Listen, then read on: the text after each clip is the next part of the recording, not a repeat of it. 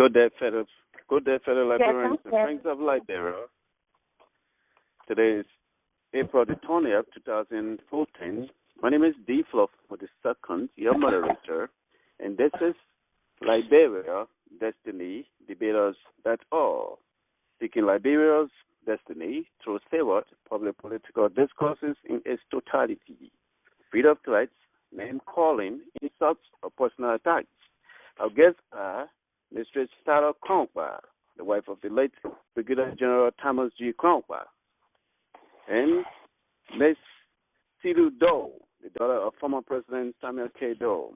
But now we have with us Celue Doe in the feature, in the Homebuying show. Tyler is going to join us. So for now, let's go to Celue for her intro. Celue, welcome to Liberia Destiny Debaters. Thank you so much. Thank you for having me. Could you go ahead and tell us a little bit about yourself? Okay, sure. Like you already said, my name is Miss Celue Doe, and yes, I am the one of the daughters of the former Liberian president, Dr. Samuel K. Doe, and I am 31 years old, a graduate student studying global development and peace, and I am a wife and mother to a beautiful one-year-old daughter, and I reside in New Jersey. And in recent years, I've dedicated myself to the cause of bringing about genuine peace and reconciliation amongst all Liberians, most specifically, beginning with my own home county of Grand Judah County and our member brothers and sisters. And we begin the peace process with I began the peace process with going through the journey with Mr. Tony Konafili of SAMDA, which is a notable district association from NIMBA, and it's been a blessing and a wonderful experience. I've traveled around the country speaking to Grangians and Nimbarians on the importance of reconciliation and bringing stability and how important it is to help heal our country and our people and move us forward and upward. Thank you, Miss Celue Doe. Ladies and gentlemen, welcome to Liberia Destiny Debaters. As I say, whenever Tyler comes on, we'll go ahead and open her line and then get her intro for her. But for now, let's go to the question. Our line for questioning here. But the first one is going to come from my end. We know that Liberia went through 14 years of self-destruction. What do you feel, Celue, about our country at this time? What is their own take after the Civil War? Okay. Well, personally, for me, looking at Liberia, first and foremost, I consider myself to be a very proud Liberian. I'm proud of calling myself a Liberian woman.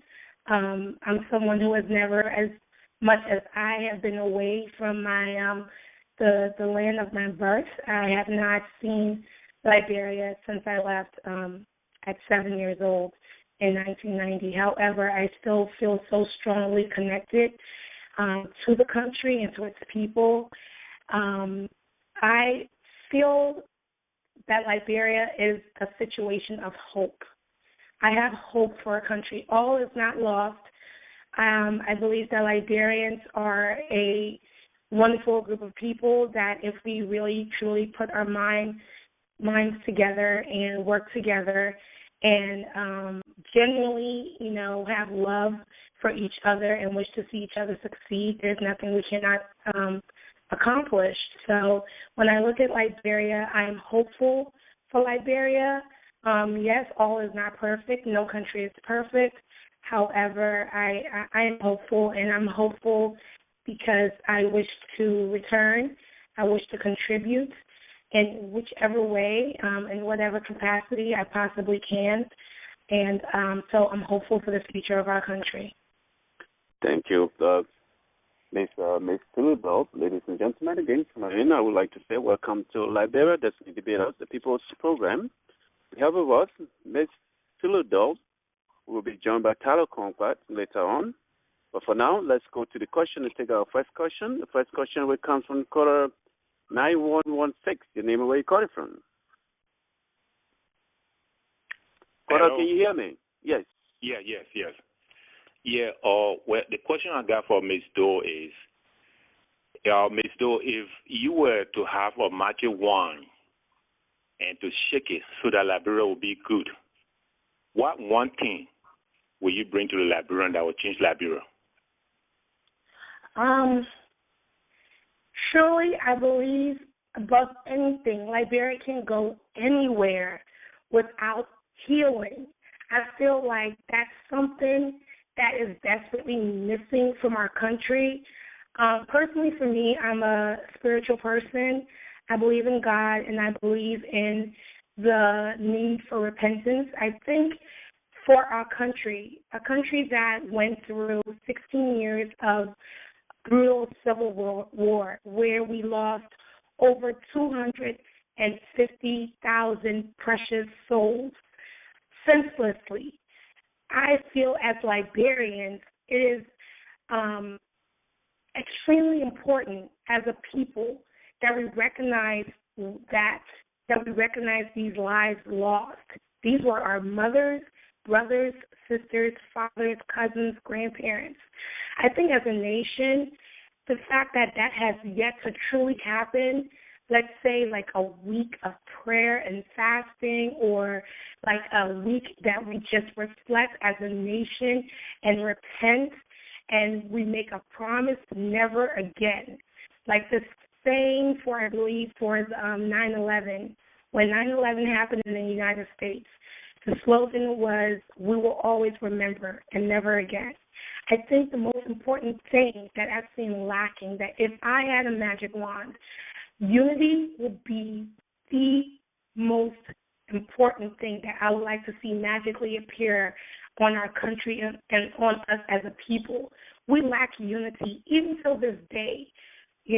24 years this year since the war officially begun, we as Liberians still have so much animosity towards each other. Tribalism above nationalism. We are not as patriotic as we should be.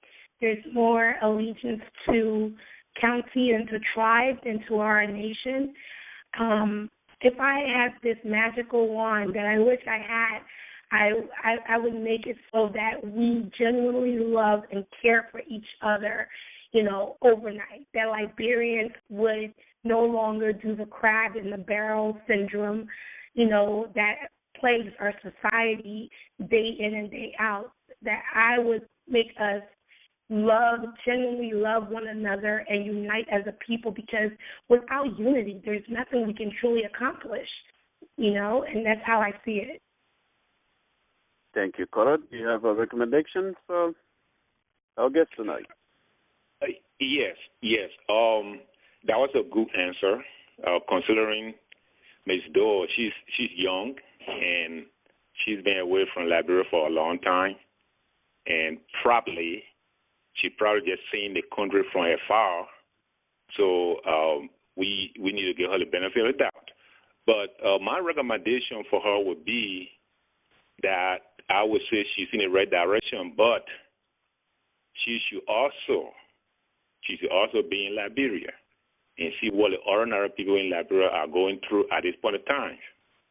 She should be in Liberia and see what the politics in Liberia is all about. It's easier to sit here and give her theories and formulas and all that will fix Liberia. You have to be there. You got to be on the ground. You got to see what's going on. You got to associate yourself with the ordinary people. That way, when you're ready to make any kind of decision, it's going to affect you as well as it's going to affect them. So that's my recommendation I get for her. Thank you so much. Yeah. Do you care to add to that, or we should take the next one? Oh, yeah, you can take the next one.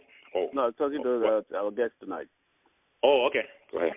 Okay. No, I definitely concur, and that's all in my future and in my upcoming plans is to return to Liberia in the very near future, and just to let him know that was a magic wand. That was my opinion on if I could just make something happen immediately. I truly agree with you, and to be on the ground, to have the vision and understanding of what it's like to be underground is nothing compared to, being from afar. And that is my hope and my wish, to be with the people and to truly, truly be completely understanding as to the plight of the ordinary Liberian living in that country day in and day out. So thank you so much, and I definitely take that to heart and will put it to good use. I can talk again on a conference call. Thank you. We're going to take the next one, Mr. Doe. The next one will come from Miss Doe. The next one will come from caller 2582. Your name and where you calling from? Yes, hi. My name is Dr. Rick, calling from the Maryland area. Welcome to the show tonight. I came here a little. Yeah, thank you. I came a little late. Is Celue Doe on the show too? Celue is not still on the line with us. As soon as she comes on, we'll go ahead and open your line here. We're trying to get in touch with her. Okay, so let me go for Madame Doe. Madame Doe, I know you are the daughter of the former president, but what the Liberian people call bad blood. I tell you what, I've opened the show by saying sorry for atrocities your dad committed, because that thing people are hurt. So would you like to tell us that you're sorry for what your dad did or something? Well, thank you. You said your name was Mr. Ricks? Yeah, correct. Okay, thank you, Mr. Ricks. First and foremost, as a public figure and as someone who, yes, it is I am the daughter of the former president. And let me just go on record stating that I have publicly made it clear on BBC and all the other programs that I've done that we as Liberians, nobody is innocent. No one can say, well, they had nothing to do with the war and everything. We as Liberians all had a part to play. And as the daughter of Celue Doe, would I like to come forward and say I'm sorry for what you just said, that the atrocities or something like that? Is that what you're saying? Yes, correct. Okay. Well, for me, that kind of that's kind of struck a chord with me, because I don't think that that's something that should open up a program and say something like that. I'm kind of taken aback by that. I'll go on record as saying that my family and I are deeply sorry for all the lives lost, for all the chaos that happened in our country senselessly, and that should have never happened. So I can definitely go on record as saying to each and every Liberian, everyone sympathizes of Liberians going forward, the Doe family, Celue Doe, is sincerely and have always stated so, been very sorry for everything that happened in Liberia, and empathize and sympathize with every one of us who were truly deeply affected. Thank you. Cora, do you have a question after that, or just that was just what you wanted to say? Yeah. I just want to say thanks to Ms. Doe also, that at least she could close that chapter. So I think it's time that the critics, they try to hide, because she has come up with a family to publicly say, look, I'm sorry, although stuff happened that she had no control. So, Madam Doe, I accept it. I accept it, and I hope that Liberian people accept that. Thank you very much. Okay, wish you the best. Thank you. You too. Thank you. We're going to take the next one. The next one will come from caller 911. Oh no, caller. Let's go to caller 3389. Your name and where you calling from? Oh, Emmanuel. Yes, Emmanuel, welcome to the show tonight. Yes, it's very good program, and I've been expecting this. A friend of mine sent me an email today to be a part of this program, and it's a good venture towards solving our social political problems we have in Liberia. Yeah, I'm a Liberian. I was born in Liberia, in Montserrat County, and I just feel bad about our country that after 160 some odd years, we haven't got it, that nation building calls for unity, nation building calls for honesty, nation building calls for love above all things. And after having gone through all the carnage over the years, we still find ourselves in that place where people who run the country are so selfish. You know, they don't think in terms of what's happening in the world, looking around them.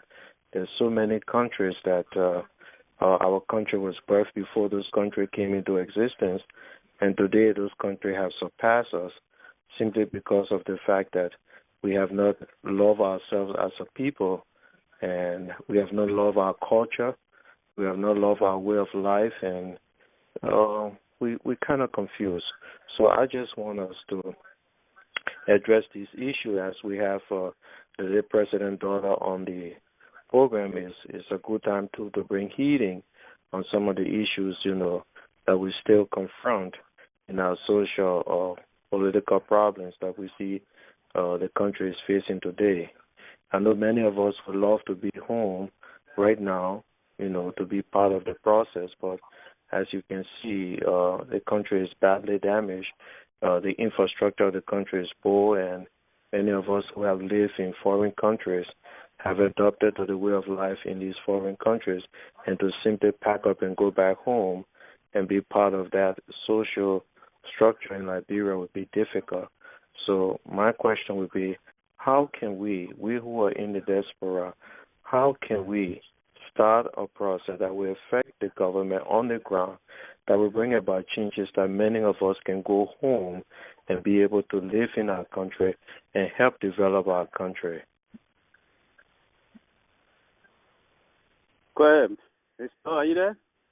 Yes, I'm here.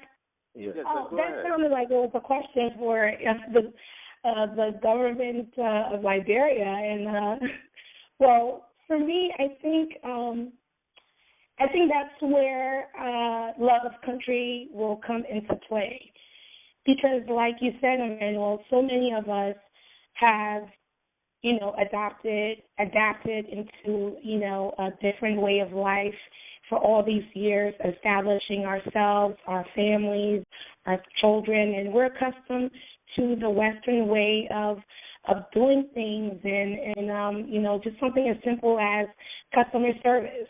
You know, that's something that we take for granted, but from my understanding, that's an area that's really lacking, you know, just in day-to-day lives, you know, going to the bank or a restaurant, dining out.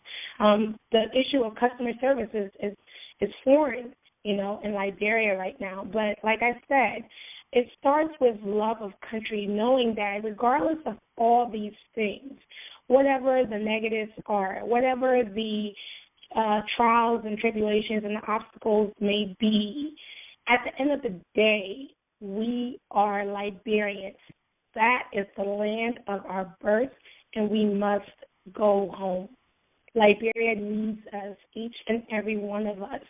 Each and every one of us must realize that while we've been away living, you know, in this world of this, you know, foreign countries and everything, you know, we've been blessed to develop the skills and gain an education that can be very beneficial to our country. Like you rightfully stated, our country is so badly, you know, badly broken in so many ways. You mentioned the infrastructures and all these things. I believe there's a Liberian for every need that Liberia has. There's a Liberian around the world that can meet that need.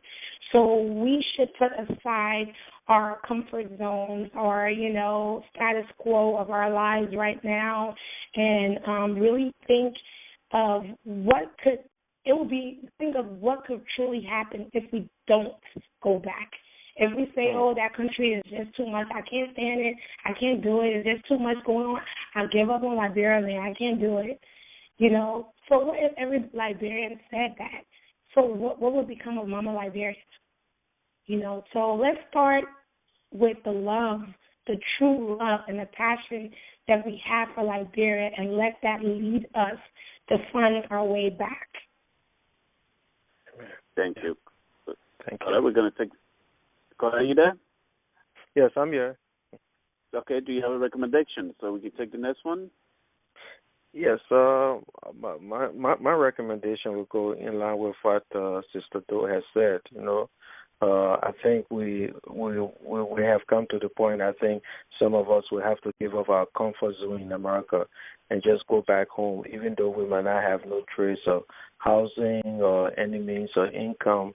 But at least with a little education, we can go and start doing something, whether it's in our village, teaching in the school, or just being part of the civil society discussion that's going on, and just try to do something and leave the Western world, because the more we stay, the more we are getting older and we're running out of time.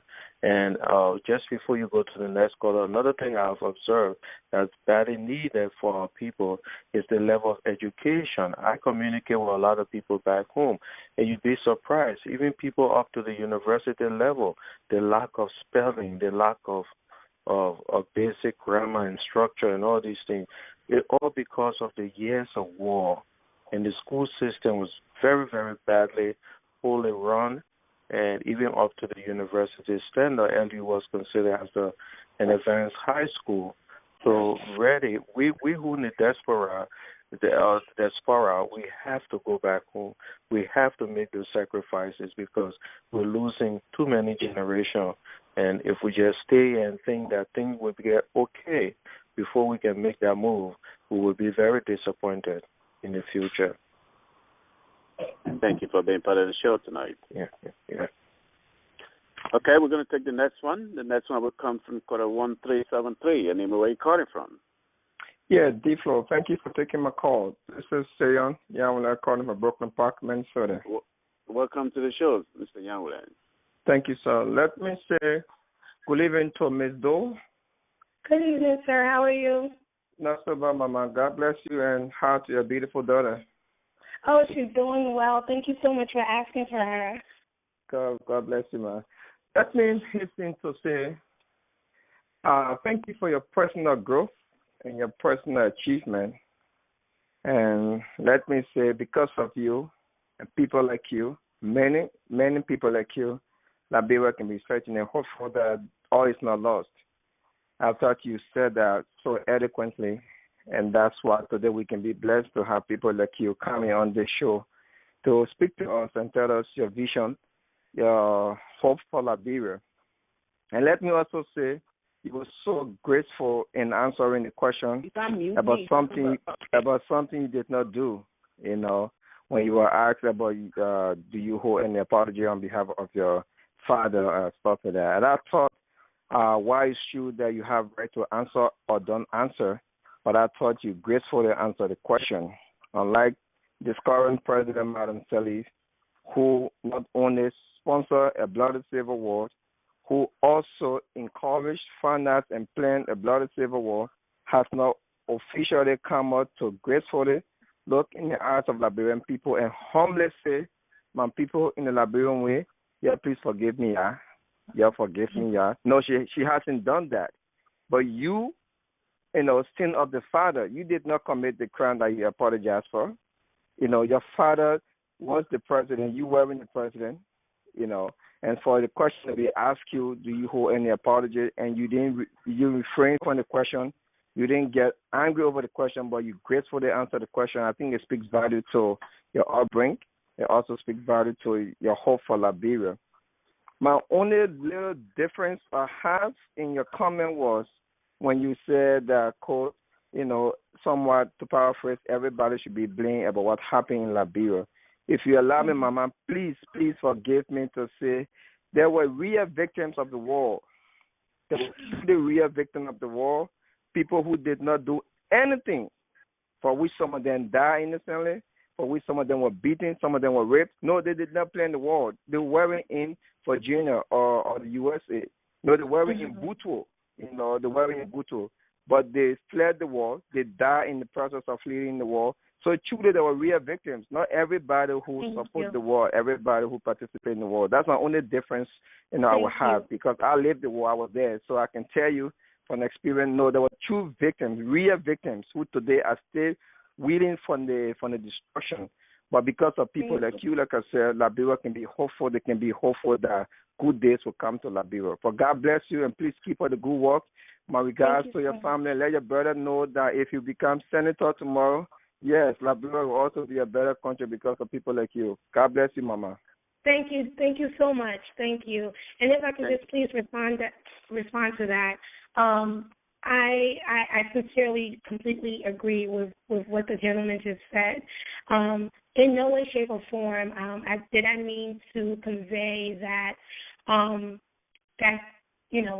there weren't completely innocent victims, because I'm fully aware that there were innocent children who was killed, who was forced to be rebels and child soldiers, and the women, the innocent babies. And I just want to recognize that I definitely erred in that just now and completely misspoke.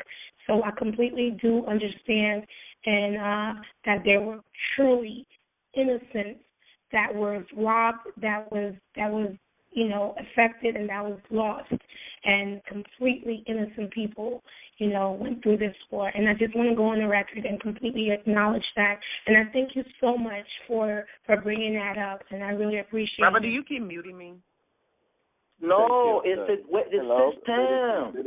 Ladies and gentlemen, welcome to Liberia. Keep hearing that thing saying muted, unmuted, muted. Miss Celue Doe is the daughter of former President Samuel Doe. Right now, we don't have the title with us. Whenever she comes on, we will open her line here. So let's go to caller 5529. Your name and where you calling from? Hey, thanks for accepting my call. I'm Robert Gagwa, Jr., and I'm calling from Atlanta, Georgia. Welcome to the show, my brother and friend. Thanks for having me. Hey, Sue, how are you? Hey, Robert. How are you? I'm doing well. That's great. I'm great to be on the show with you, and thanks for actually accepting to come on and speak to your fellow Liberians. I would just pick it back on what the gentleman just said. I think I heard some questions about being apologetic about what your father do. Now, these are discussions that I try not to get involved with. But since we are having this dialogue, I think it's important that I speak a little of it. The gentleman talked about the previous call actually apologized, and I think you gracefully and respectfully responded to the question. And then the last gentleman mentioned real victims. And I think to understand, I concur with what he said in terms of everyone isn't responsible for the war because a lot of us were young people, were kids when what happened in Liberia took place, and all of us, like you rightly stated, have been one way or the other have been deprived of our country, the country that we all love and would like to see. But when he talks about real victim, in that case, I think you are a victim as well, because when everything took place, you was a kid. You wasn't in Virginia. You wasn't in Washington, D.C. You wasn't at the executive mansions at those tables making decisions. So I think as Liberians, I think it's very clear that these are very sensitive issues. And I understand that you are the daughter of the former president, and Liberians have the right to ask you these questions. But when it comes to putting the responsibility, the full responsibility of the actions taken by people in top places on their kids, I think we've got to be very careful how we place these questions. So when he talks about real victim, I think I'm a real victim. I have thousands of friends who are real victims. I have friends who died, who are amongst the 250,000 innocent lives who we lost, and so we all are real victims to a lot of extent. But I want to ask you this question in terms of going back to Liberia. I know you have the desire to go back to Liberia. Currently, a lot of Liberians who came to this country, not of their own decision, but were literally forced to escape. You know, it was a life and death situation. They've come to this country, and for some reason, they've acquired a U.S. passport, or those who live in Europe. The Liberians are spread around the country. Currently, our Constitution does not recognize Liberians with the passports of other countries. I'll go to Liberia every year because I have a nonprofit organization in Liberia that focuses on education. And so we have these discussions. And I was on the radio and a fellow asked me, what did I think of Liberians coming back home and helping? And what I said was, it's basically we can have our cake and eat it. And I think when we have these discussions, and I'm going to do a citizenship, we should be very careful what we want and how we're going to get it. So when you talk about going back home, I think you're an intelligent Liberian. You were educated, and I think at this moment in history, I think Liberia needs all of its professionals to develop or rebuild Liberia. But how do you feel going back with all of what you've learned, with all of what you've acquired?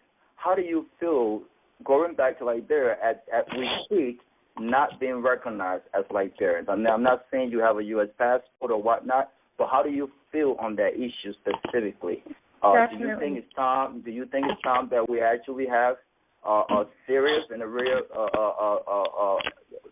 change of our constitution that recognizes dual citizenship? That's one. Two, which is my last question, is one of our major issues in Liberia right now, and I'll be remiss if I did not speak on this, is the lack of education. The education, look, we have a systemic problem. We all understand that. But specifically, we have no system when it comes to education. It's been 11 consecutive years since we last heard the sound of a bullet. And we continue to blame the war. And look, rightfully so, people should blame the war for the war damaged our infrastructure and did a lot of different things and impacted us in many ways. But it's been 11 consecutive years. And on many social media and interviews and talk shows and just home table discussions, we've talked about the issues. And one thing that I've come to realize is Liberians know the issue. We know what our problems are. Mm-hmm. My question is, why aren't we doing nothing to fix it? We talk more about the problem and less to actually address the problem. The last year, August, the president in a private meeting with our cabinet admitted how damaged our educational sector is. But I will have to have you direct your question because we have a lot of people on the line. We'll come to you for a recommendation. So let's please take the question. We cannot keep going. So the question is, what do you think of our educational sector now, and what will you do to change anything if you had the opportunity to do? Thank you. Okay. Thank you so much, Robert. I just want to say, Robert, you will be seeing me at the gala, for your foundation in June. And, thank you so much for all your wonderful work. I always tell you that. So to answer your first question, which was about the dual citizenship, for me, I think it's about time that we Liberians and Liberia get with the program. Let's take a page out of the country's book that we so love to emulate, being the U.S. The U.S. is a free enterprise. You come here, anybody can come in this country and through the rightful path become a U.S. citizen and get all the equal rights and all the amenities and luxuries of being a U.S. citizen. I think that the Constitution right now is a disservice to the current need of the people of Liberia. If we as Liberians who have lived abroad want to return, but we're being told that we're not valued or seen as equal, to me it doesn't make any sense. I'm hoping that the lawmakers will definitely do right by all Liberians and not just by a certain group, put the need of the country forward and first, because you can't expect for us to go back and do what we need to do but not have the same, rights. And I don't think that's right. So with that, I'll go on record as saying I'm dual citizenship, and that's something I believe in. And secondly, your question about the current situation with the educational system in Liberia. I mean, Robert, you more have learned from you.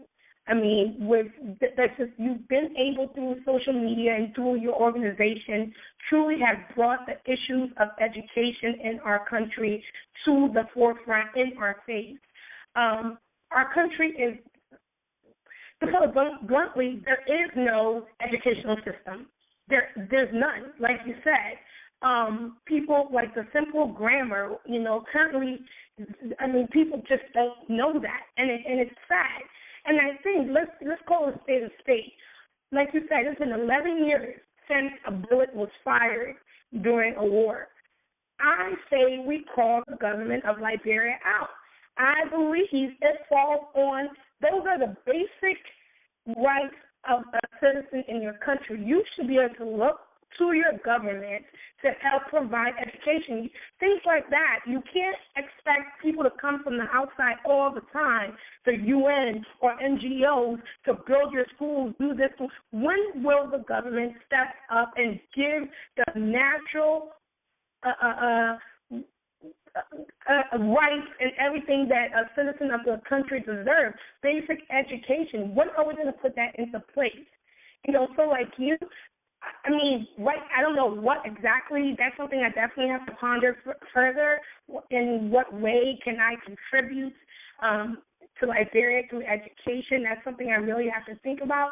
But I completely concur with you. The educational system is non-existent, just like the medical system. I mean, we need help. There's so many things. There's so many areas. This is why it's so important to have this dual citizenship, because there are trained educators, trained professionals in the field of education who have gathered, the education and the experience all around the world, and we can go back and contribute. But if you're telling me that I go back, I can't be treated equally and fairly, and tell me I can't be a citizen, then that's not right. So Robert, we have an issue on our hands with that, and I just want to commend you, to just keep on fighting a good fight in terms of the education, helping to fix that, and I'll see you in June. Thank you, Robert. We're going to give you 30 seconds to give us your recommendation, not beyond that, as I will interrupt you, sir.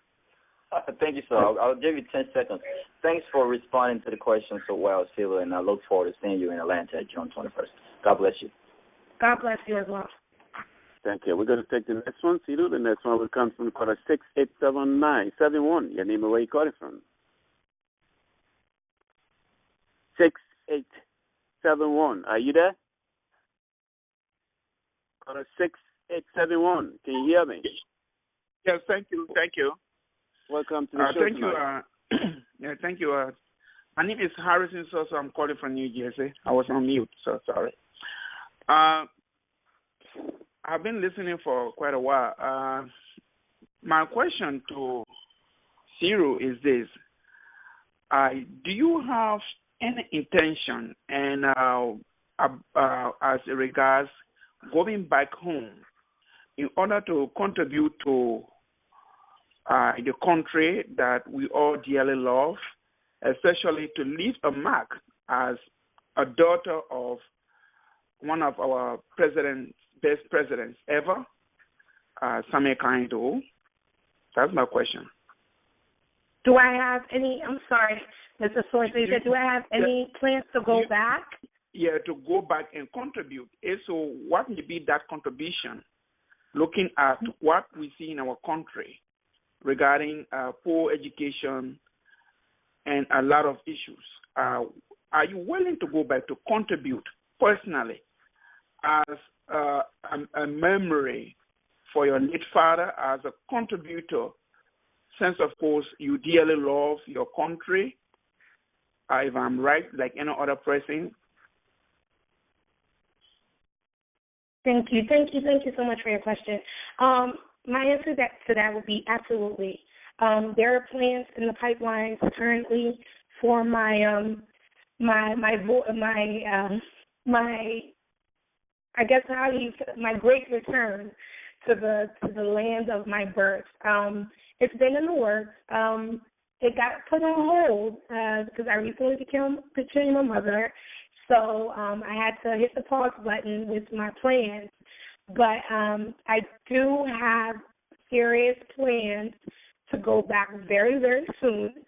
And in terms of my contribution, as a human being, as a Liberian, as a person who is passionate and loves my country, anybody who loves their country, knowing the situation with our country and where we've been, where we're coming from, to not have that desire in your heart to know and hear from our families back home, or even all of those who have been back and have seen the extreme poverty and the suffering, to not have your heartstrings be pulled to say, what can I do? I haven't even been back yet, and my heart is already all the time jumping out of my chest and with how and what can I do as Celue Doe. And what has come to me many times, and which I've confirmed, is that I wish and I plan to really give back in helping the women and the children. In my life here, growing up and as an adult, I've worked with NGOs that really helped with empowering women and teen women, young teen women.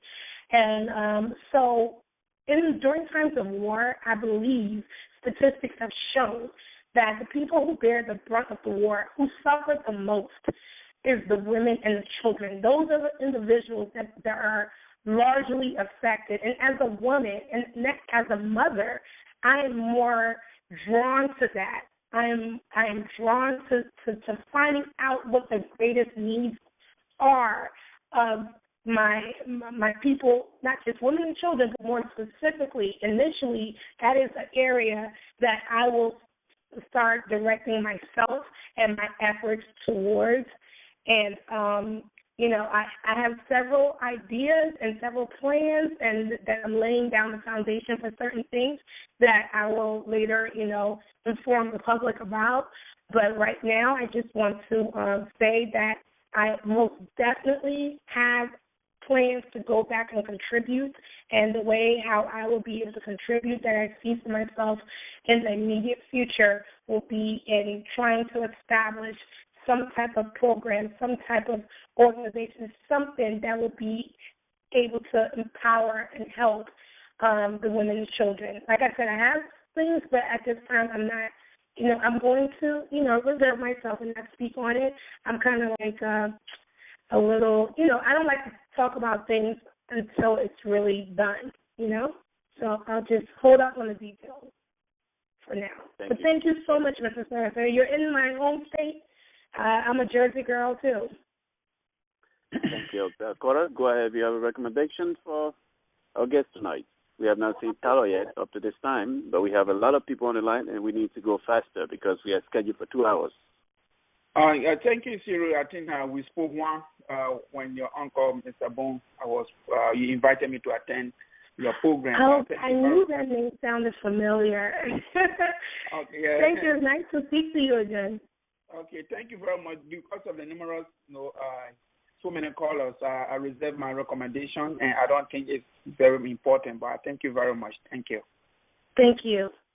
Thank you. We're going to take the next one. The next one will come from those of you who have never dialed call to this program. You have to dial *61. That's *61 on your phone. That's the only way we can know that you have the questions, comments, or recommendations for our guest tonight. So we're going to take the next one. The next one will come from caller 4380. Your name and where you calling from? Good evening. This is Bill Ponder. I'm calling from Boston, Massachusetts. Miss Doe, how are you? I'm doing well, Mr. Ponder. And yourself? I'm great. I have a quick question, and I believe that you've grown up at a time when the country needs people like you who could play a major role in terms of reconciliation. Our country went through a very devastating civil war, and we need a lot of young minds and hearts like yourself who could play a major role because of the linkage to politics and to the political families of Liberia, who could play a pivotal role in establishing a framework that could develop a framework for true reconciliation in the country.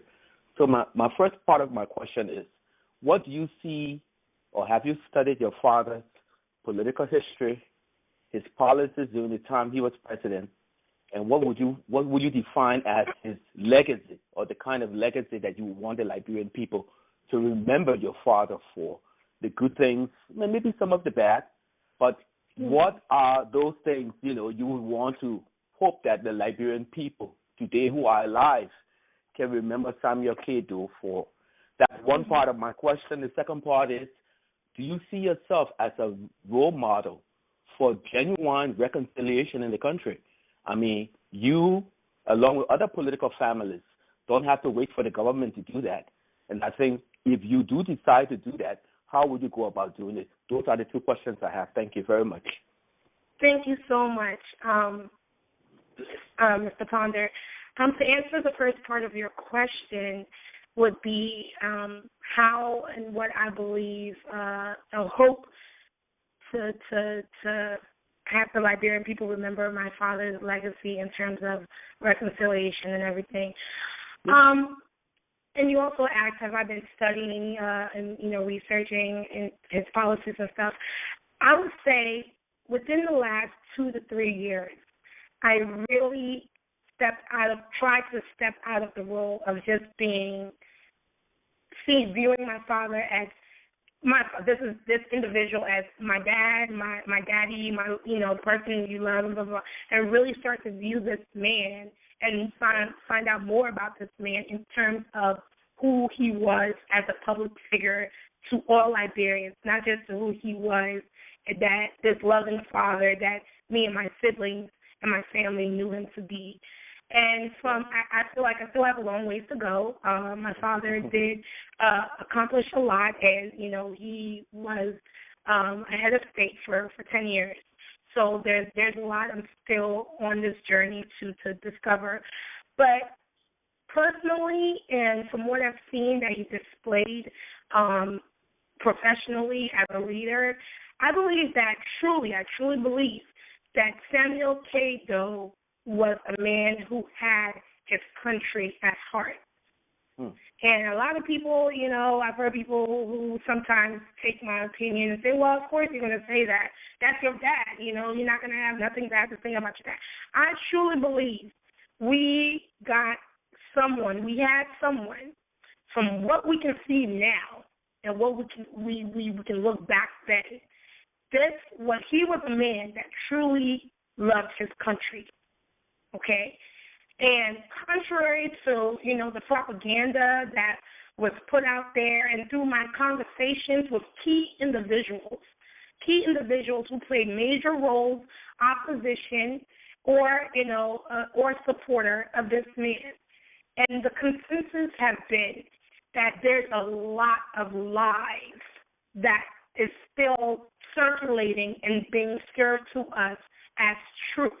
And a lot of explaining needs to be done. And I hope that the people who are still alive to this day, who played major key roles, who were witness to so many decisions, so many actions that was taken in the name of Celue Doe, should step up and tell the truth, the genuine truth, because we have been misled about so many things. And in recent years, I believe that Liberians' eyes are starting to open. Mm-hmm. Our eyes are starting to open. Because no doubt about it, Celue Doe was demonized. He was demonized. My father was demonized. I've heard it all. There's nothing that's shocking or appalling to me that I've heard about my father. So it was in me to say, well, let me find out. I want to know. Who was this person?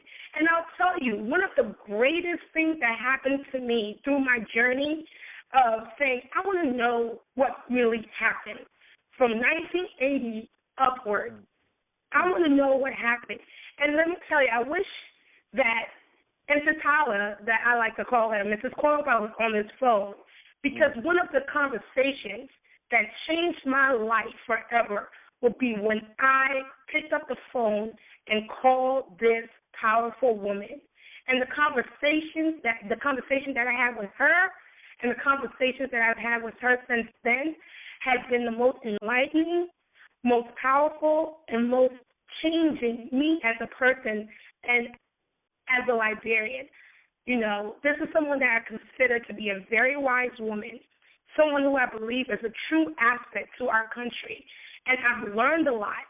And in terms of me playing a role as a daughter and a member of the former First family, I've reached out, like I said just now. I've found and believe in the genuine need of reconciliation, so that I've reached out personally to Mrs. Kwangwa. I've reached out because I truly, as a kid, all I knew was that was my dad's best friend. And it always bothered me because I've had best friends. I've had a best friend since I was, 10 years old. And I've come to realize through conversations with this woman, so many people, that these two sons of the soil, were so badly misled by the powers that be. It was sad, which spun us into this senseless war. So many people, all these lives lost, did not have to happen. But we need to start calling a spade and recognize what truly took place in that country.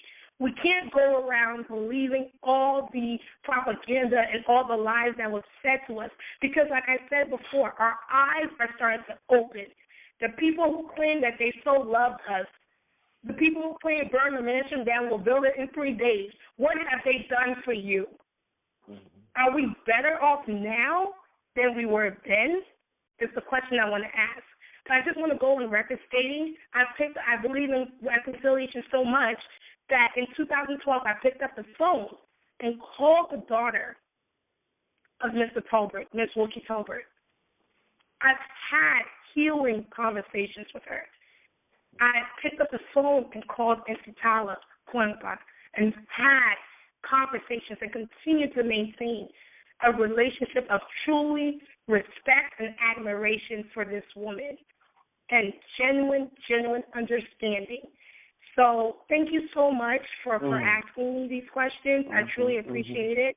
And I hope that one day we can work together in this cause that we both seem to truly be passionate about, peace and reconciliation. Thank you. Cora, do you have a recommendation? Yeah, I'll be very quick. Ms. Doe, I thank you very much for your responses so far. I hope you can begin to think more about how we can truly reconcile our country beyond the propaganda, beyond the name-calling, beyond the divisiveness, okay? You can start a process. I'm glad you began to call the Tolberts and call the Tutmans and call the Celue and call the Korompa and get everybody together. The political families can begin the true process of reconciliation, and we don't need a government to do that, okay? But I thank you, and I honor you, and I respect you for yourself, not per se for any political reason, but for your own personal development. Thank you very much, man. Thank you so much. God bless you. God bless you. We are going to 700 callers right now, so we have to hurry it up. One question per caller. Let's take caller 7241. Your name and where you calling from? Hey, D-Flow, what's up? My name is William Kennedy calling from Minnesota.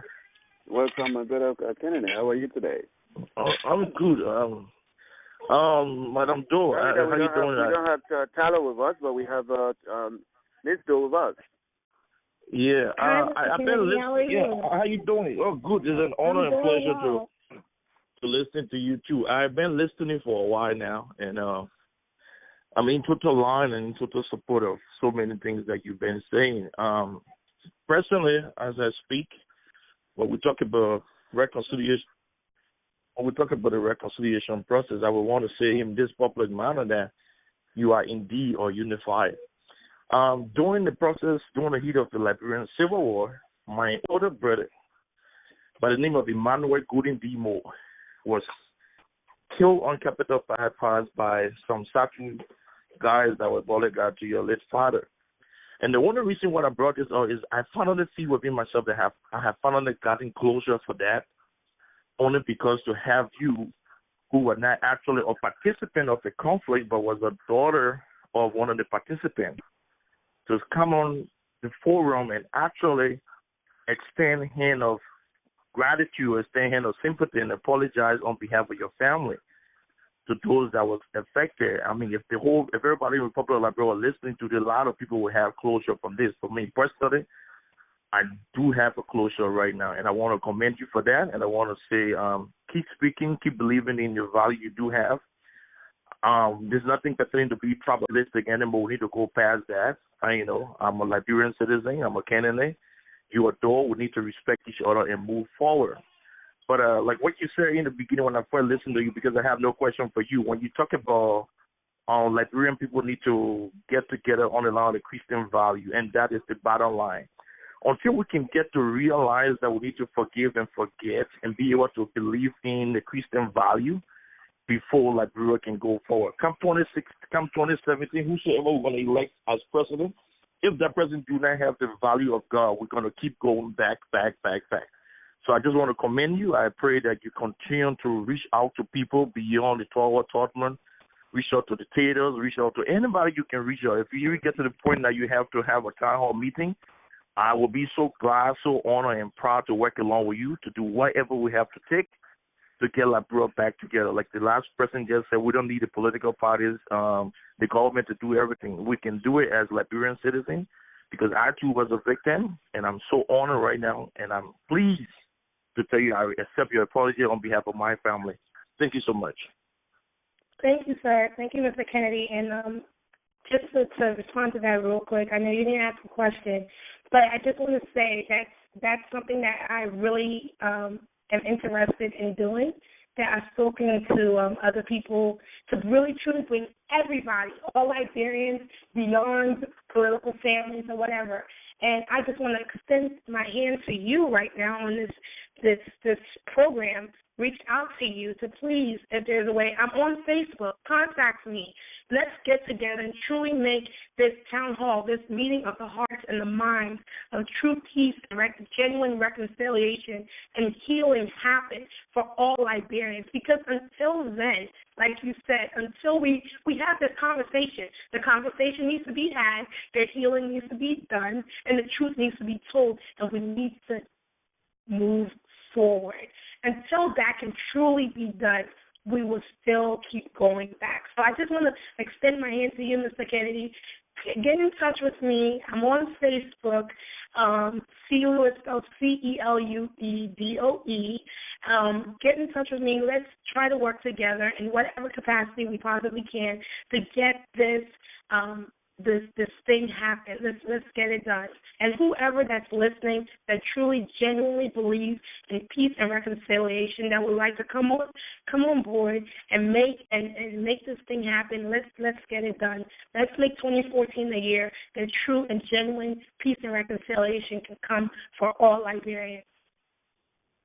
Thank you, ladies and gentlemen. Again, welcome to Liberia Destiny Debaters. With us is Celue Doe. That's the daughter of the former President Samuel Doe tonight. So we're going to take the next one. The next one will come from 7786. Your name, where you from? My name is Jerry Wetty-William. I'm the executive producer and director of the authoritative and informative Liberian African News Service, Lands Up, Nation's Capital, Washington, D.C.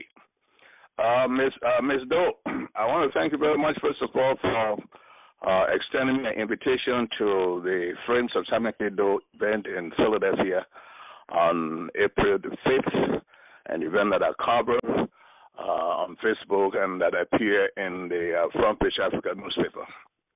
Definitely. Thank you so much for your attendance. I am now going to visit your father's shortcomings upon you, but I take courage and pride in you extending an olive branch to Liberians. The tragedy about Liberia, I hear some people talking about with me Christians and, with the whole Christianity, and this is all hogwash. Everyone that we've had as president of Liberia was supposedly Christian, including the current head of state, Ellen Johnson. They all say they are Christians. They hide behind the Bible, and they commit the worst of atrocities that you can imagine in our country. When you close the loopholes, when you use the name of democracy to perpetuate evil, disguising it as quote-unquote democracy, and you close the holes to allow other people to come into the system, what you're going to get is a system that will produce a Celue Doe. Well, what is it am I trying to say? Well, we say we had democracy in Liberia in 1847, but who were allowed to vote? 5% of the population.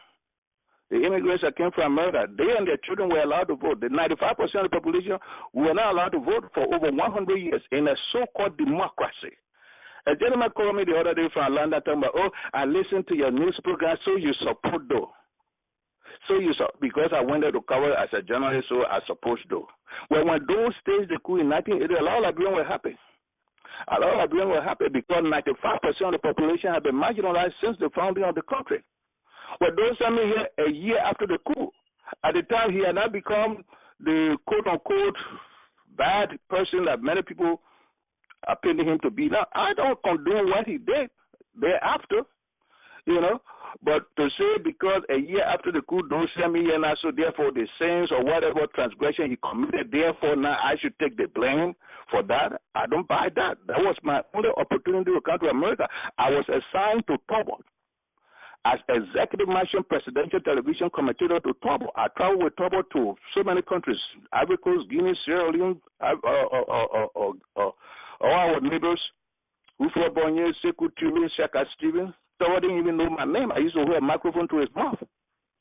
But when the coup took place on April 12, 1980, the following day when we went to work Sunday, the head of state said, they said, for members of the executive mission presidential press corps, come and meet your new head of state. And we're calling our names. He said, you the one do the football commentary every year, blah, blah, blah. They said, you're signing here. And the man took an interest in me that, tell me about your job. I was working for Togo. I was making $125. The man said, no, you had a good voice. You know what? But it's a long story. I'm not going to go into that.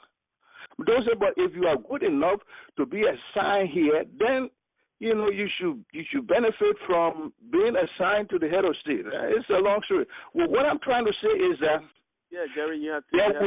There will never have been a Celue Doe if the democracy that was planted in 1847, if he allowed room for Native people or all Liberians to participate. When you create a system which is a one-party state in the name of democracy and you exclude 95% of the population, then of course a Celue Doe will emerge somewhere down the line.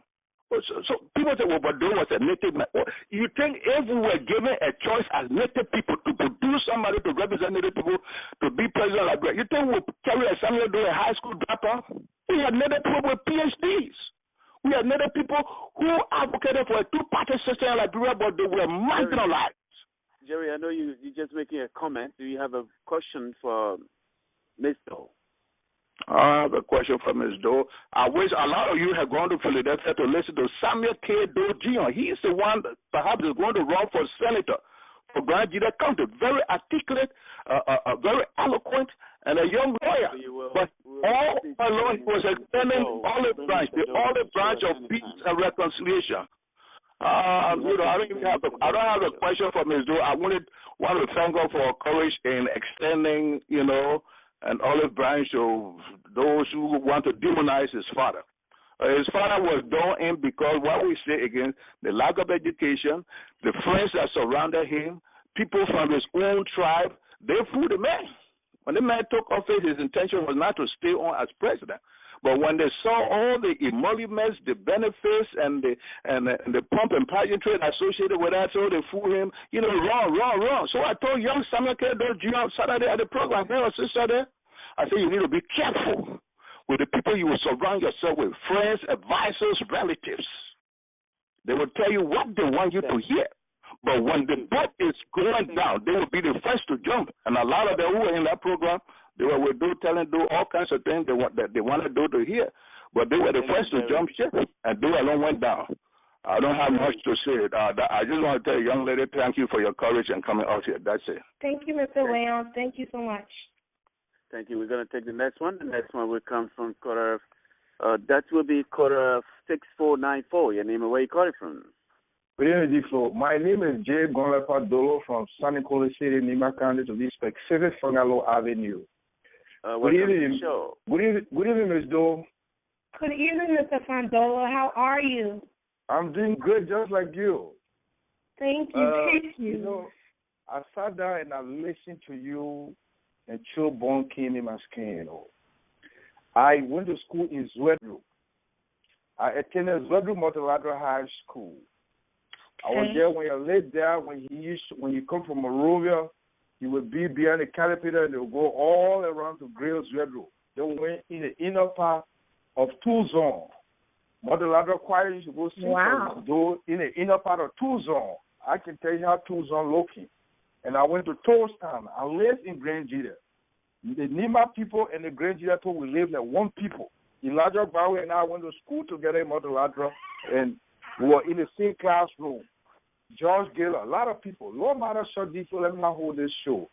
You know, your father was a decent man. He had his attitude. We all him up.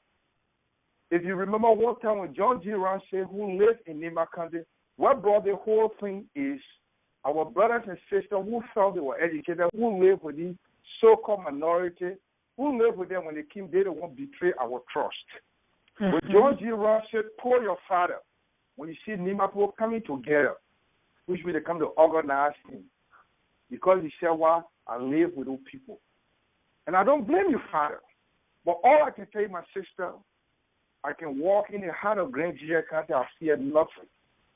Because I know how Multilateral was built. I know how the whole Zwedru was built. I can tell you where George Bullen House located. I can tell you where his father's house located.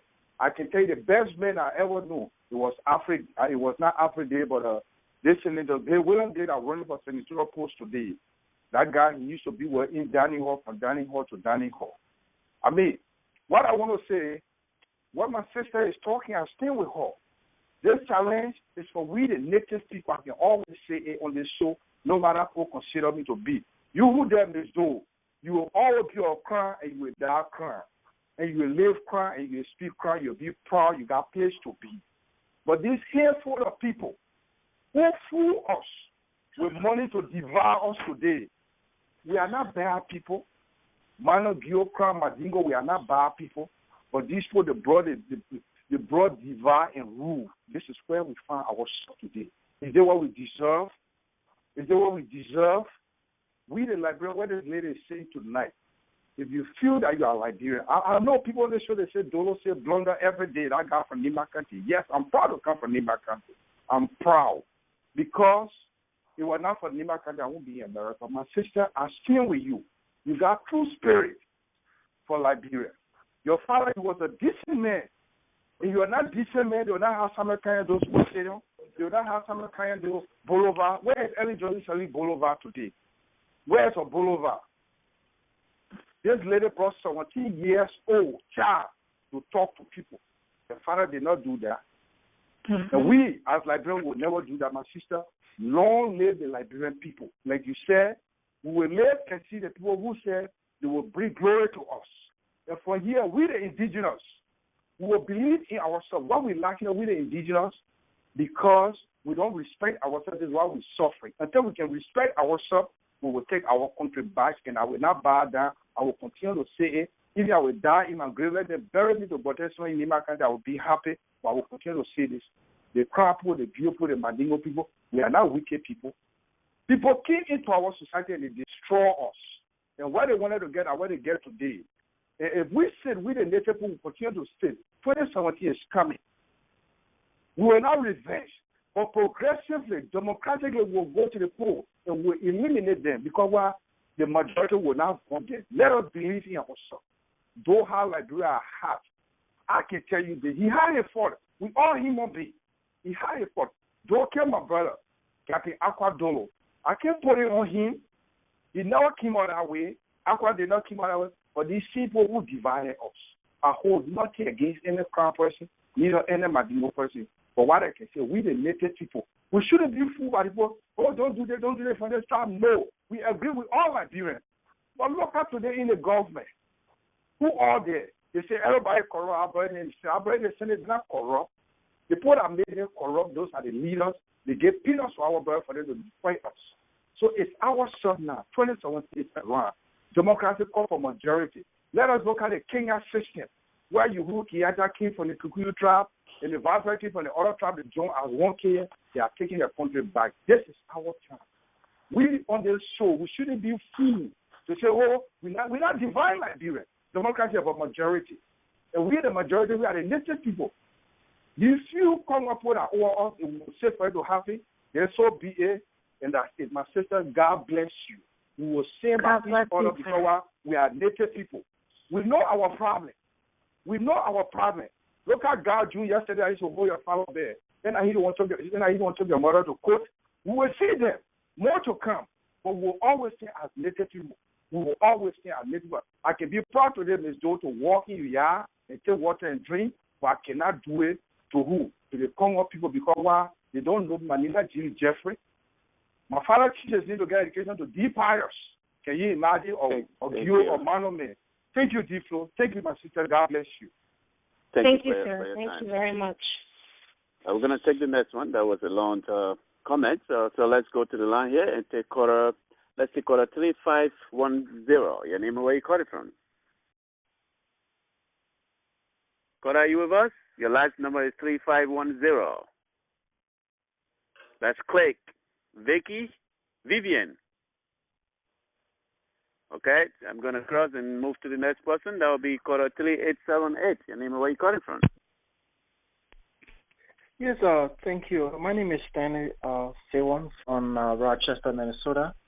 Welcome to the show. Thank you. Again, thank you, Ms. Doe, for the opportunity to address the forum. I have one question because there are a lot of people on the forum tonight. Is that my question to you is, do you have, with the exception of the reconciliation process that you are trying to pursue, do you have any other plan in order to get the young people involved? Because I'm asking this question because when all those things were happening, some of us were very young. Our recollection of the incident were basically during the Civil War. So we don't. I guess you yourself too was in the same position. But is there any plan in the making for young people to have, whether it can be a way of conscientizing or education or being informative and stuff? Are there any plans? Because some of us are really interested in that, to get involved in that process. I think reconciliation is very important because we may not have answer to the insolent things that occurred. That it's true that some people were hurt and so forth, but at least if we pursue that path, I think we can make a difference. So that's my question. Thank you so much, sir. Thank you for your question. Earlier, I spoke about several other initiatives outside of the peace and reconciliation area that I would like to contribute towards our country of Liberia, towards the Liberian people, which I spoke on. I said, as a woman and as a mother, I definitely am drawn to that area, to helping empower women. I stated previously that women and children tend to bear the brunt of any crisis, any war, and I do have plans currently to help empower women. And secondly, I haven't had the opportunity to touch on the fact that I, as a young person, people tease me when I say, oh, I'm not that young, I'm 31. But in comparison, on the grand scale of things, I am considered one of the youth, part of the youth of Liberia. And I think that it's crucial that we, as the younger generation, really do our part in helping rebuild and uplift our country.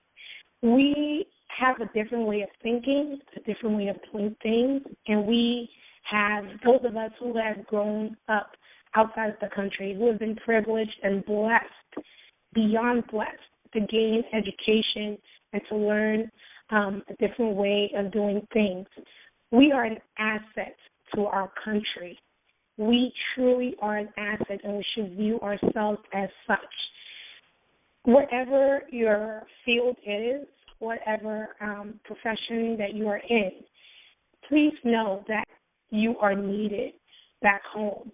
And for me, I see that the educational system for our young people, they're in a crisis. They're in a crisis. So in terms of young people, I would definitely like to see or help in that area through education. The thing that happened last year was completely devastating when, the whole thing that happened with UL, people, failing the entrance exams and stuff like that. I'm not sure if you're familiar with what happened last summer. Yes. Everyone failed, and it's like, how can this be? How can this be? And that's an area that I would definitely like to get involved in, how to help better our educational system. And I'll just like to say again, I'm extending my hands to all Liberians from all walks of life.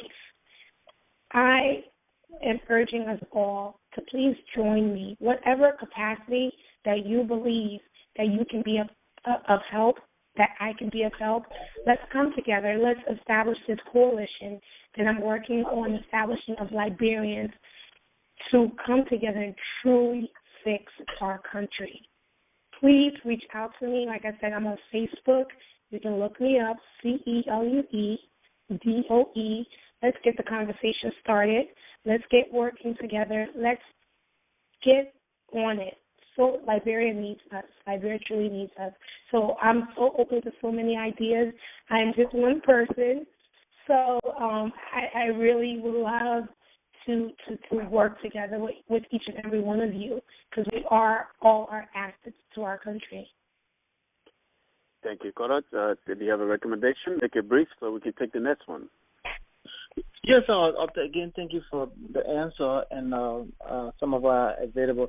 I have a recommendation. As you continue your reconciliation process, as you reach out, my recommendation is that, you don't try to. I know, it's sensitive, but as you reach out, just try to present yourself as because usually people try to I'm trying to apologize for this, but I think just continuing the path, even though people might say some stuff that might be hurtful and stuff, but just continuing to just be as objective as necessary as possible as you can, and just reach out with sincerity and with no regret.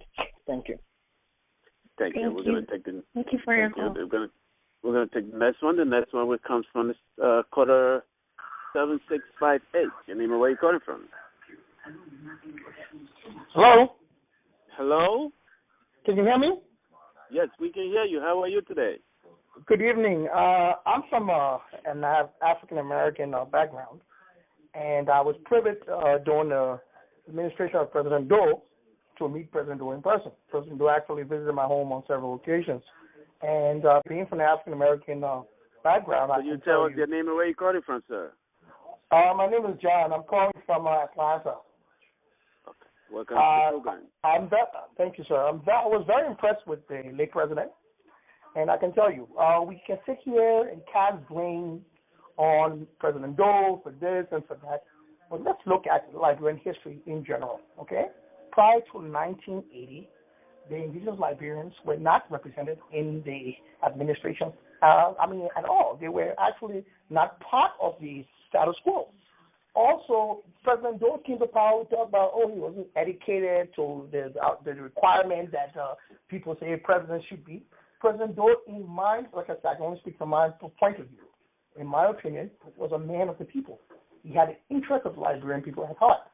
President Doe, from the beginning of his administration, was undermined by several individuals, including most of them from the American Liberian background. President Doe embraced the American Liberian into his government. As you can remember, there was a lot of American Liberians who worked in President Doe's administration. However, there was always an issue that American and indigenous Liberians was not good enough to run Liberia. We've seen so many times. I remember very well early one morning en route to school, President Doe had been an abortive coup like the day before or a couple of days before. And President Doe was very irate. He was livid. He said, I'm not Christmas chicken. Every day you're planning to kill me. I'm not Christmas chicken. And, things like that. Put yourself in the man's position. I'm not making excuses for any faults or, bad decisions the president may have made. He also was a man. People do make mistakes, and people make decisions, especially in positions like that, on the information they get. So people who surrounded the president, honorable president, His Excellency at the time, brought certain things to him, and and some things that happened, including so many abortive coups, and the things that American Liberians who were close to him or in the area did, including the many troubles that President Celue himself at the time of an opposition leader brought to Liberia, and he would start a bunch of trouble and then escape. And the people who would follow her would be the people who suffered. You got to understand how would you react in a lot of cases when someone tries to kill you and you catch them. Sometimes you can be pragmatic. Other times your decisions can be guided by emotion. All in all, this man started the Green Revolution. I remember very well. I was at the American Embassy that day, getting my visa to come for my normal vacation to the States, which I did a couple of times a year. And he was walking the streets of Monrovia. And he walked up to marketeers. I remember the woman was selling fruits, and I was selling graffiti. And he walked to the woman. He said, you have a Green Revolution business? The woman said, yeah. He said, how much is this? The woman said, $100. He said, okay, the next time I see you, I want you selling more than graffiti. I want you selling something else. Then he came to the fence and he spoke to a lady who was, we were all looking at it, at President walking. So he said, he said, where are you going? And she said, I'm going to the States for vacation. So he said, you have my Green Revolution. She said, yeah, but I got land, but I got no support. He said, Minister Bear, come here. That's how John Bell. It was something at some Minister of State with a portfolio or something of the sort. And President Doe ordered a band to give this woman first class round trip ticket. And so when you come by, we'll give you the starting point. Now, let me tell you something. We look at all the things, but that told me at an impressionable age that this was a man of the people. This was a man who wanted to see the good for Liberia. Because of time factor, can you condense it, please? I certainly, give me 30 seconds, sir. If you looked at these things, you would see, and you followed the coup and everything. Listen, man, that whole thing President Doe broke with America's agenda. And you saw, if you look everywhere, you will see footprints that the United States was complicit in the insurrection in Liberia. The things that happened, my sister, I'm very impressed by you. And I wish you the best. And to all Liberians, remember this. We're Liberians first. Not coup, not quibble, not crown. We're Liberians first. So with that being said, Mr. Moderator, you have a very good program, and I thank you for it. Thank you for being part of the show, too. I'm going to take the next one. Let's go to quarter 5, 3510. Are you with us, quarter? 35, are you with us? Your last number, quarter? Okay, we're going to skip your line and take the next one. The next one will come from, let's go to the line here and take, there's a lot of people in the queue here. I don't even know where to go with this. Okay, let's try this quarter here. Let's go to quarter 4, that's 94232. Your name and where you calling from? Quarter, are you there? Your last number is 9432. Okay, we're going to skip your line too. We're trying to see whether we can keep going around because we have short time here. We don't want to hold the line forever. Okay, so let's take one from my end. Why these people, many of them, I think they just are trying to listen in here. Let's take one from my end. We know that Celue is not going to have a second, third term, but looking at our country, I was in Liberia 2010, 2012. I visited Liberia both years, and I saw some things in our country. Some of them good, some very bad. So as a person, I don't know whether you are a politician, and looking at where we are now, what do you really think of this government when it comes to corruption? Because I bring up this question because that's one of the reasons why Liberia went to war. So where do you see this government? The government that told the Liberian people that this president said she was going to fight corruption. So what is your own take on that? Is she fighting corruption, or it was just a matter of telling them, giving them a political rhetoric? Well, I think the fact that in October of 2013, I was one of those that was in front of the UN with my placards, statements against corruption, protesting. I think that should speak volumes and state my position of the situation with the current administration, with the Celue Doe administration. So absolutely, I think this whole thing with corruption is completely out of hand. It's a slap in the face continually, over and over again, being done to we, the Liberian people. It's just, I think the corruption is systematic. It's embedded in our society. The current administration, I think it's a disgrace with what's being done, just out in the open. It's embarrassing to be known as the country with the highest amount of corruption in the world. It's disgraceful for Liberians and for someone who claims, that she was going to make corruption public enemy number one, and has failed to do so, and has exhibited so much nepotism, so much corruption. It's crazy. And that's completely my view on it. I'm not going to sugarcoat anything. I'm not going to do a little song and dance. I stand on record saying that the government is corrupt, period. It's corrupt, and, something needs to be done about it. It's a shame. Okay, before we take the next question, I have one more here. It's a text message. It comes from Mamadi Dole. He wants to know, your brother is trying to go into the race in Grandjide County. Will you be in Liberia to campaign for your brother? Will you guys go together? Will I be in Liberia?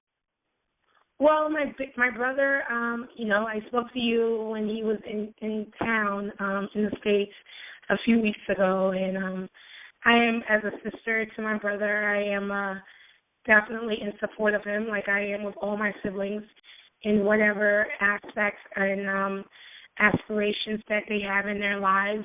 Currently, I do not have any plans to be on the ground for campaigning. So the answer to that is not as of yet, but it's definitely not ruled out.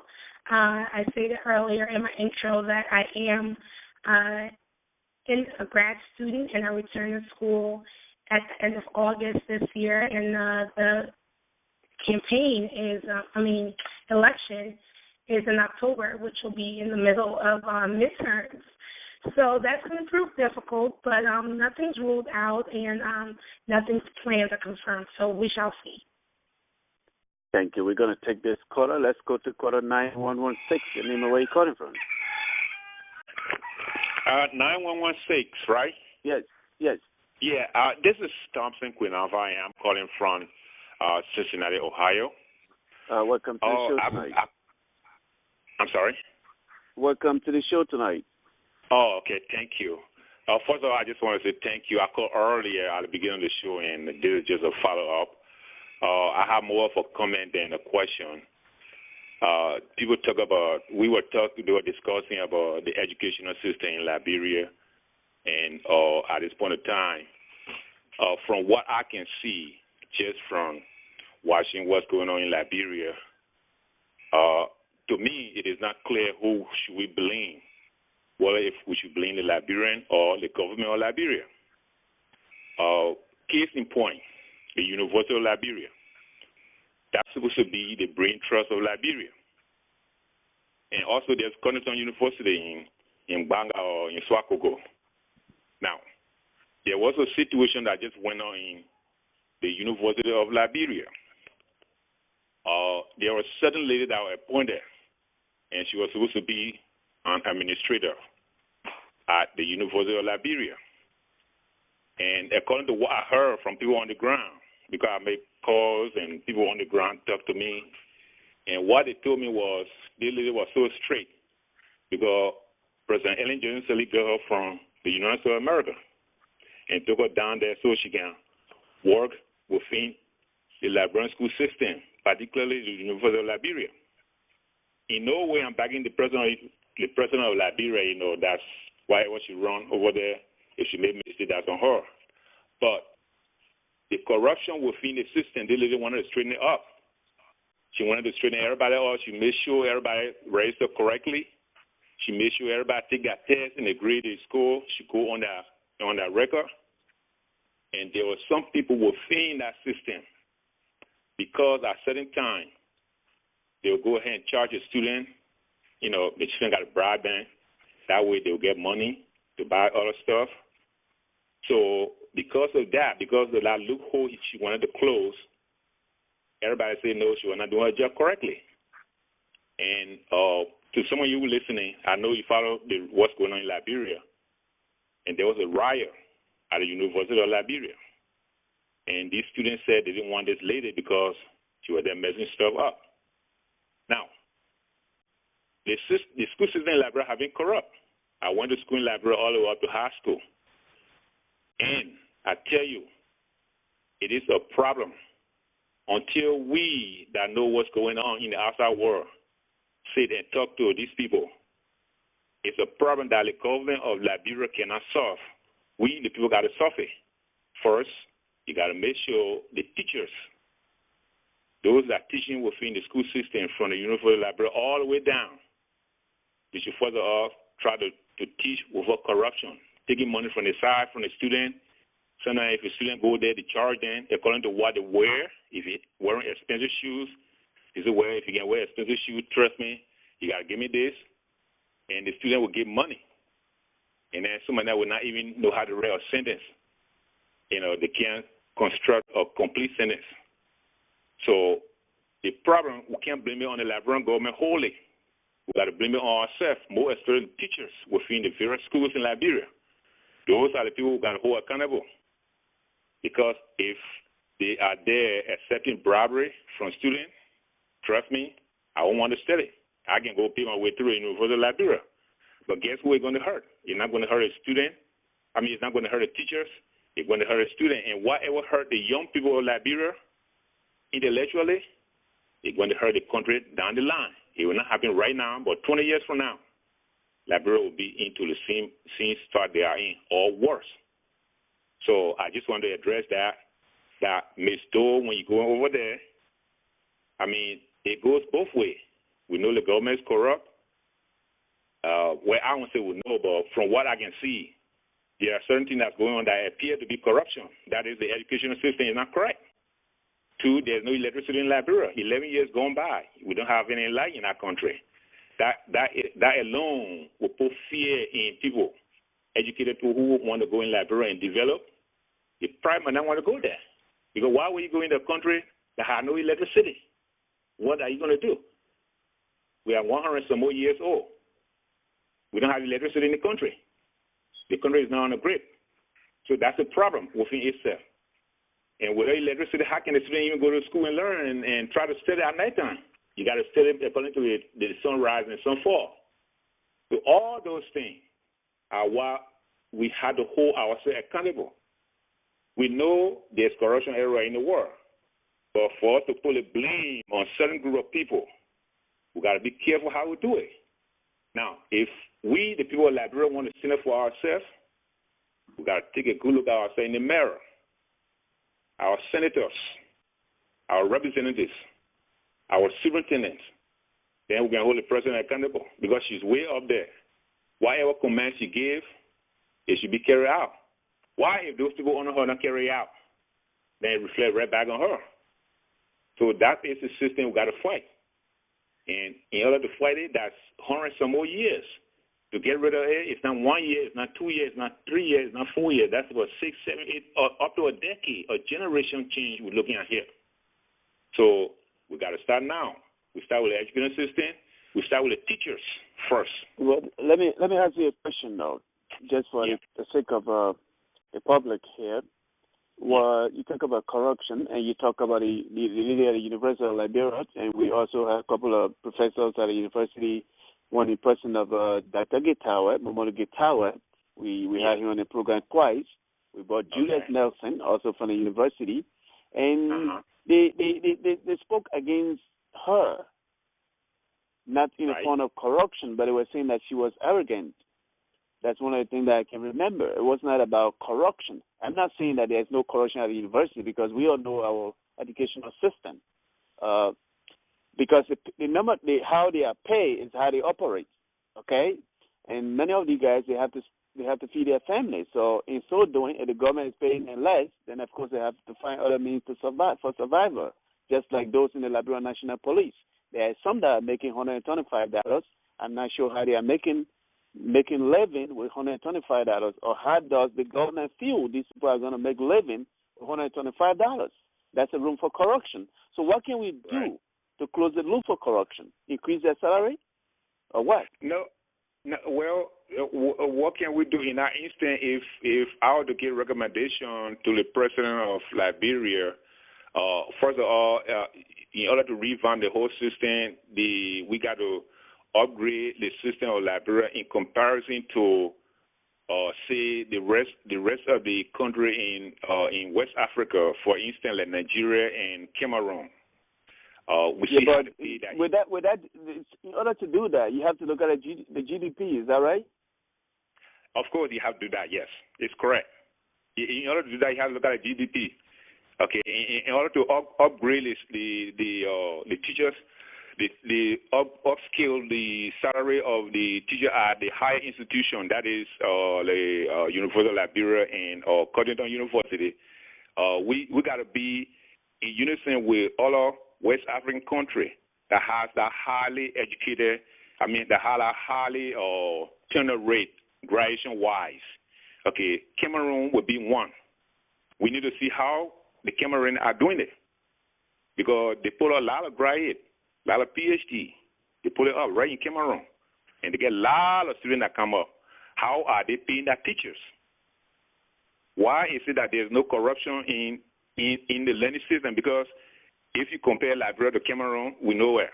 As far as university things go, we know where.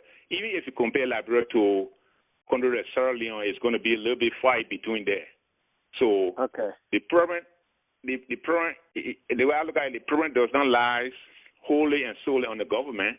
It lies also on the teachers. Now, here's why I say it lies on the teacher, because if you are teaching at a University of Liberia and you're not getting the paycheck you need, I think the best solution would be redress. All the teachers at the University of Liberia are supposed to put together and go to the Senate, because they make the law. They say, hey, we're not making enough money. If they're not making enough money, if the Senate cannot do anything, they all need to put together and say to the president, hey, we're teaching at a high institution of this country. We're not making enough money. We need our money, and we need it on time. Now, if they cannot do that, those are educators. Those are communicators. Those are people who tell us what's going on. They should talk until they get what is right. They shouldn't do something wrong. That's my argument. Thank you for putting the argument forward. So let's go to the line here. There are a lot of people. Ladies and gentlemen, the program is about 15 minutes away. So that's star 61 on your phone. If you have questions, we have with us tonight Miss Celue Doe. She's the daughter of former President Dr. Samuel Doe. We are sorry that Tyler Conquer is not with us tonight, and we'll kind of find a way to bring her back on as soon as possible. Go ahead, start 61. We got 15 minutes left. Celue, we're going to take a question from our end here. It comes from Ruth. Ruth would like to know, looking at President Salif and looking at what they said. She said she was going to bring to the Liberian people. She was going to do from development, burn down the executive mansion, we constructed in 2 days, and the story turned out nowhere people could find that story. But that's quite different from the Liberian Destiny debaters, because every time, whenever a person comes here, I'll be calling a store somewhere, so nobody can say, I did not say that. So my question to you is, do you think this woman has lived up to the test of time?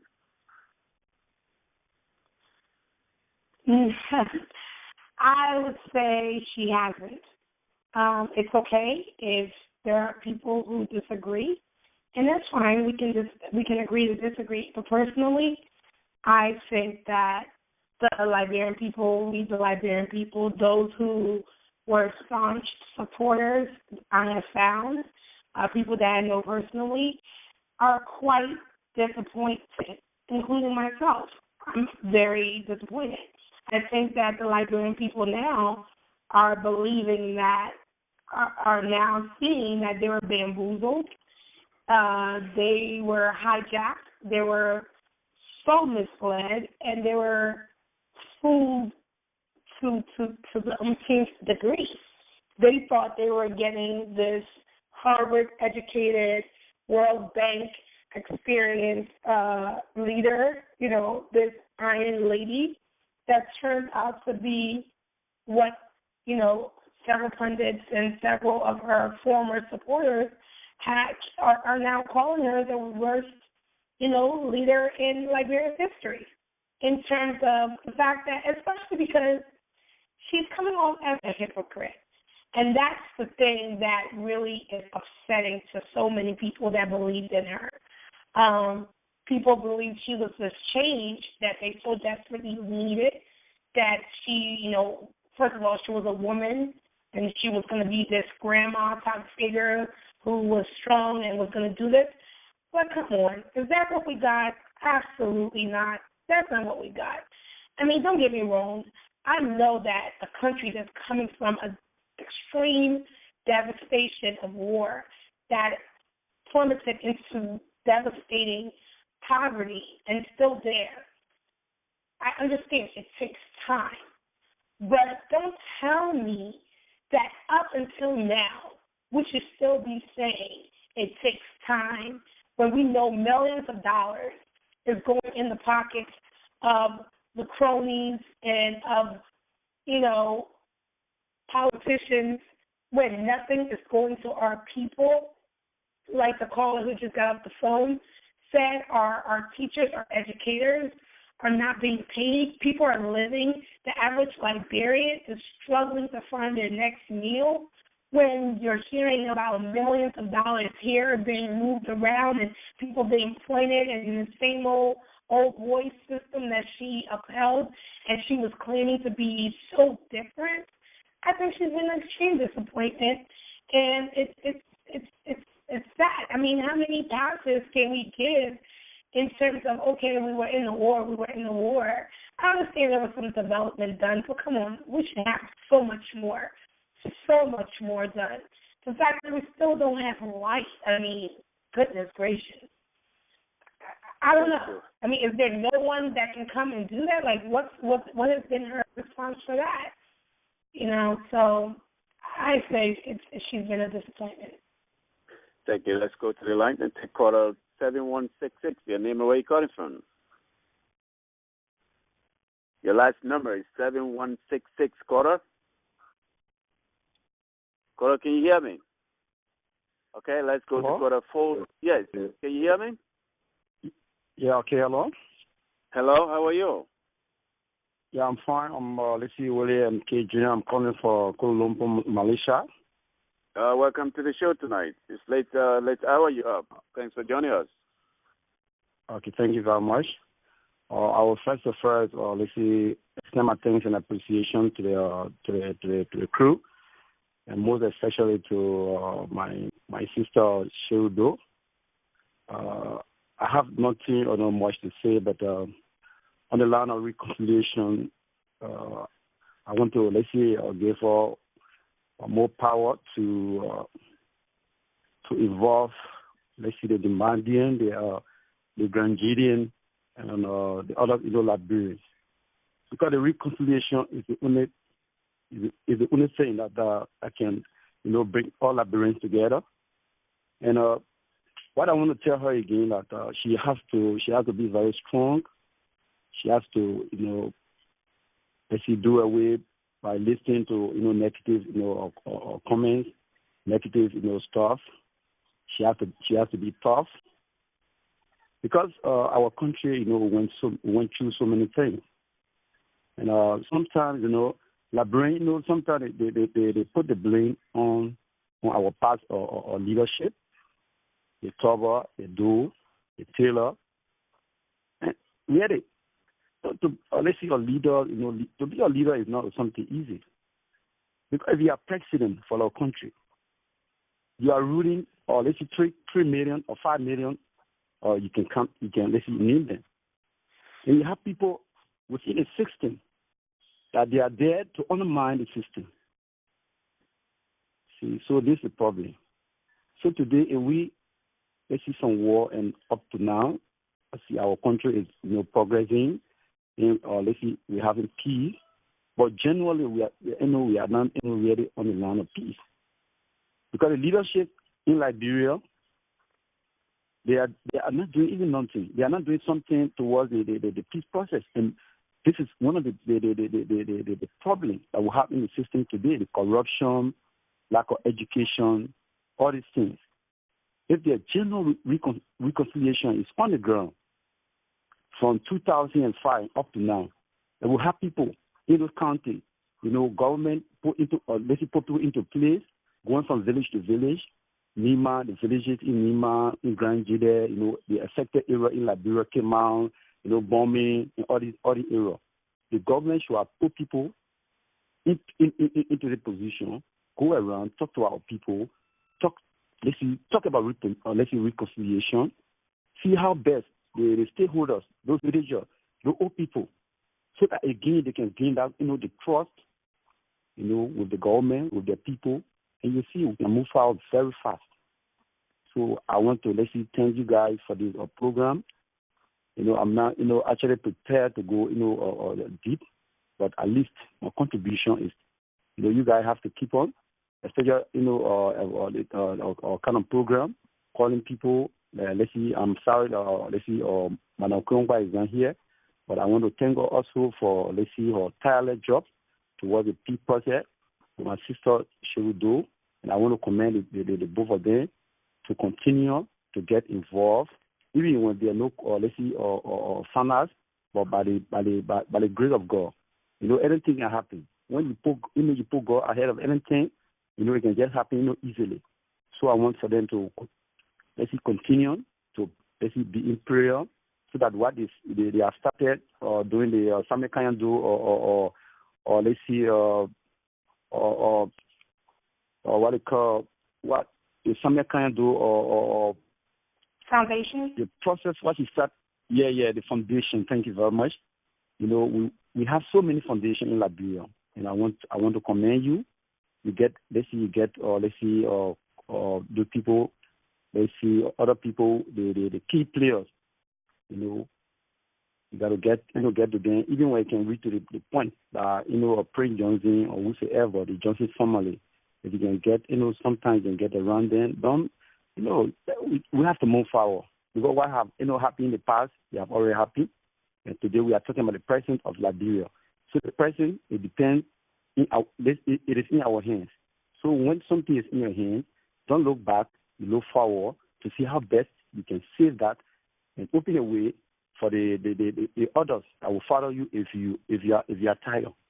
So I want to take this time to congratulate you, Madam, Ochoada, and the program, the program that we are on, the executive and all this stuff. And I thank every one of you guys that gave some comments and questions.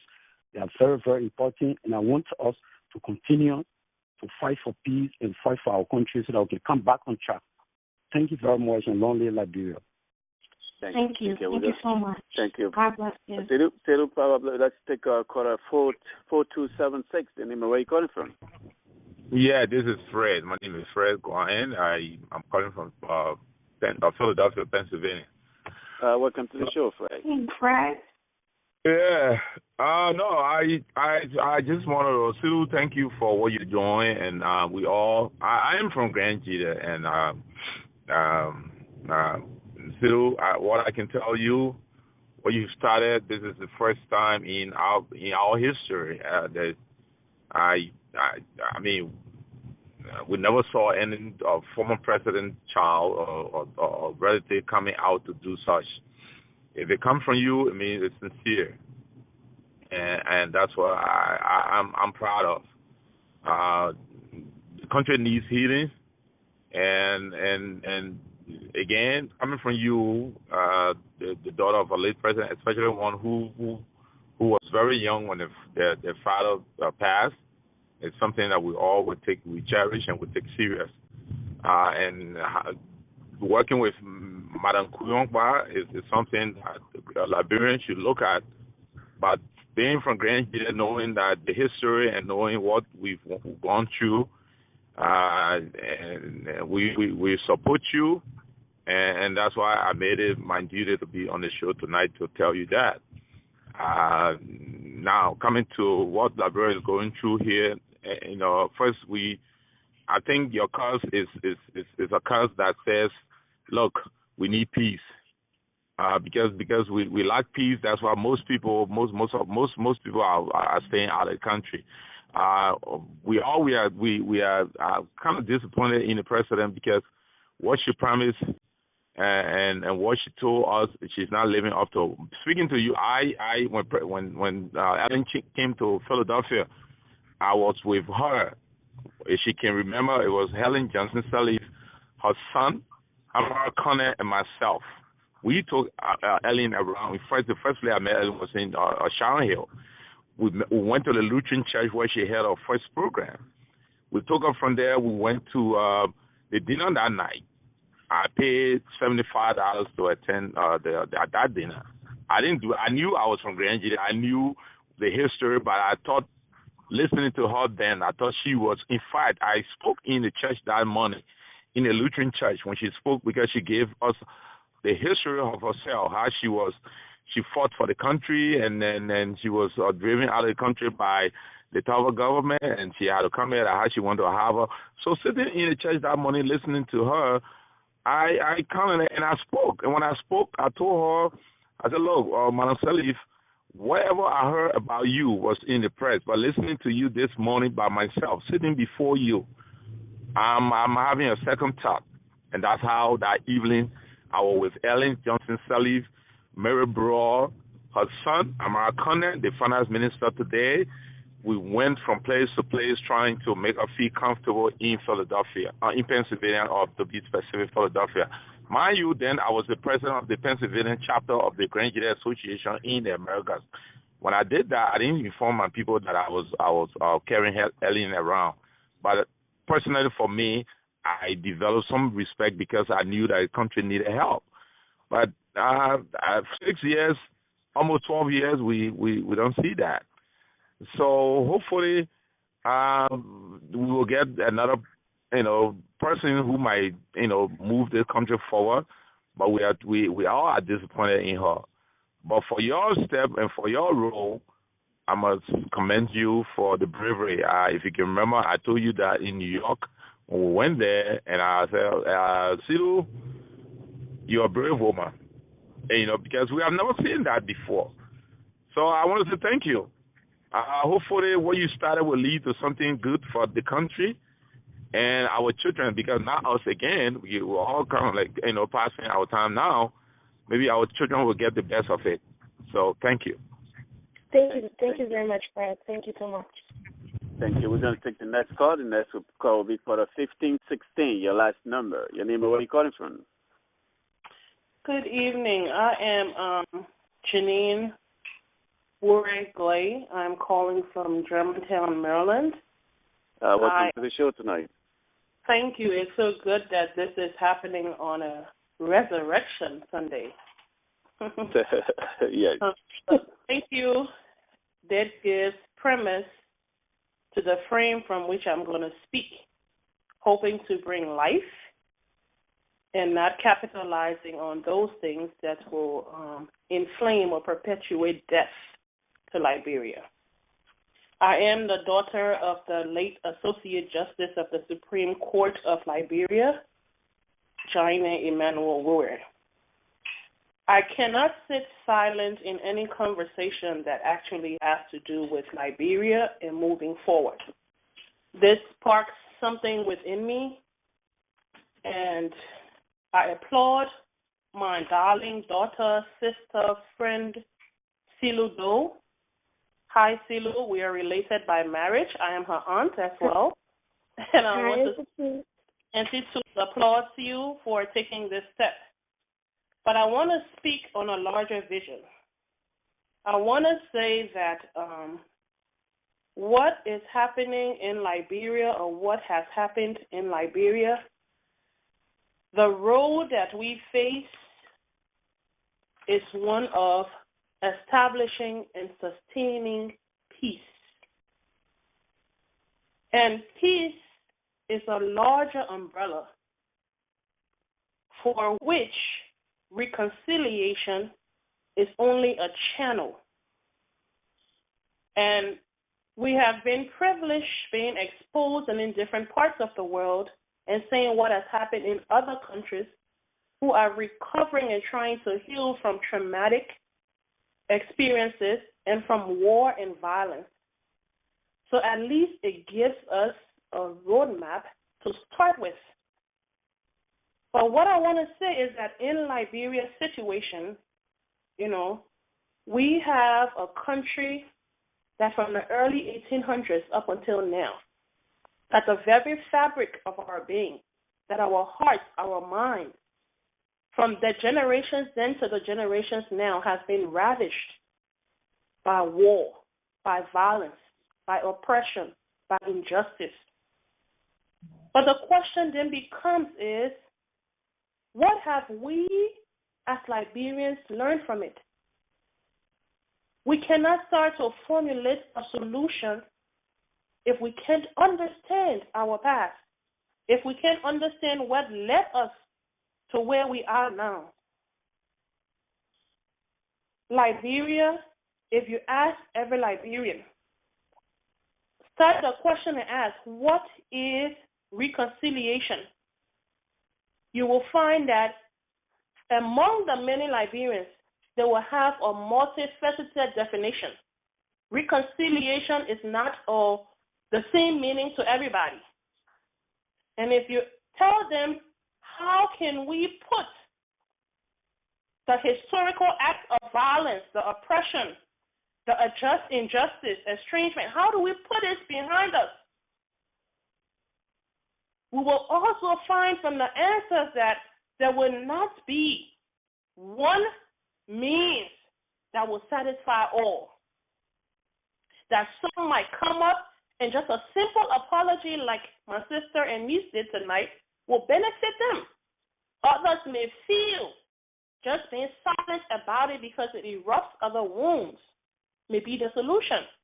Others may feel that they need a presidential apology. Others may feel they need international intervention. This is not an issue that will require just one thing. I guess that's my point. So I think this is a brave start, and I want to encourage all Liberians that we start to think hard and think smart and think wisely and start to have these conversations and open the space that we can answer that question and say, what does reconciliation mean to Liberia? What will it take to get us to move from a place and a path where we have mutually, and I speak in general terms, where we have mutually inflicted extreme injury to ourselves, where we have been at war with ourselves, where we have tried. Of course, a Truth and Reconciliation Commission was established, but that was a false mechanism of reconciliation because it did not create an open space for everyone to have a say in it. And so coming out of it, it did not create a place where we as Liberians could have come up with a shared experience and chart a shared vision for how we move forward to put in place mechanisms that becomes the social order of Liberia. Peace and democracy, justice for all. We have not done that. So what I'm saying and suggesting here is these are just the beginning building blocks. But to get to where we need to go, the answer has not been uncovered yet. It will start through the conversations with the Kru, the Crown, the Gribble, the Nibayan, all the tribes, the conversations with the Congo. It will start with the conversations separately, and it will start with the conversations in unity, where we can validate and listen to each person's experience. We can validate the experience. We don't have to agree with someone. Validate, listen to the experiences. And then we can, the government, though we started, there is no successful effort without justice. And this was my father's passion and why he sacrificed his life in Liberia. Justice, that justice can only be enforced through the people we put in office and or the rest of our lawmakers and upheld by the government. So their efforts will not be downplayed.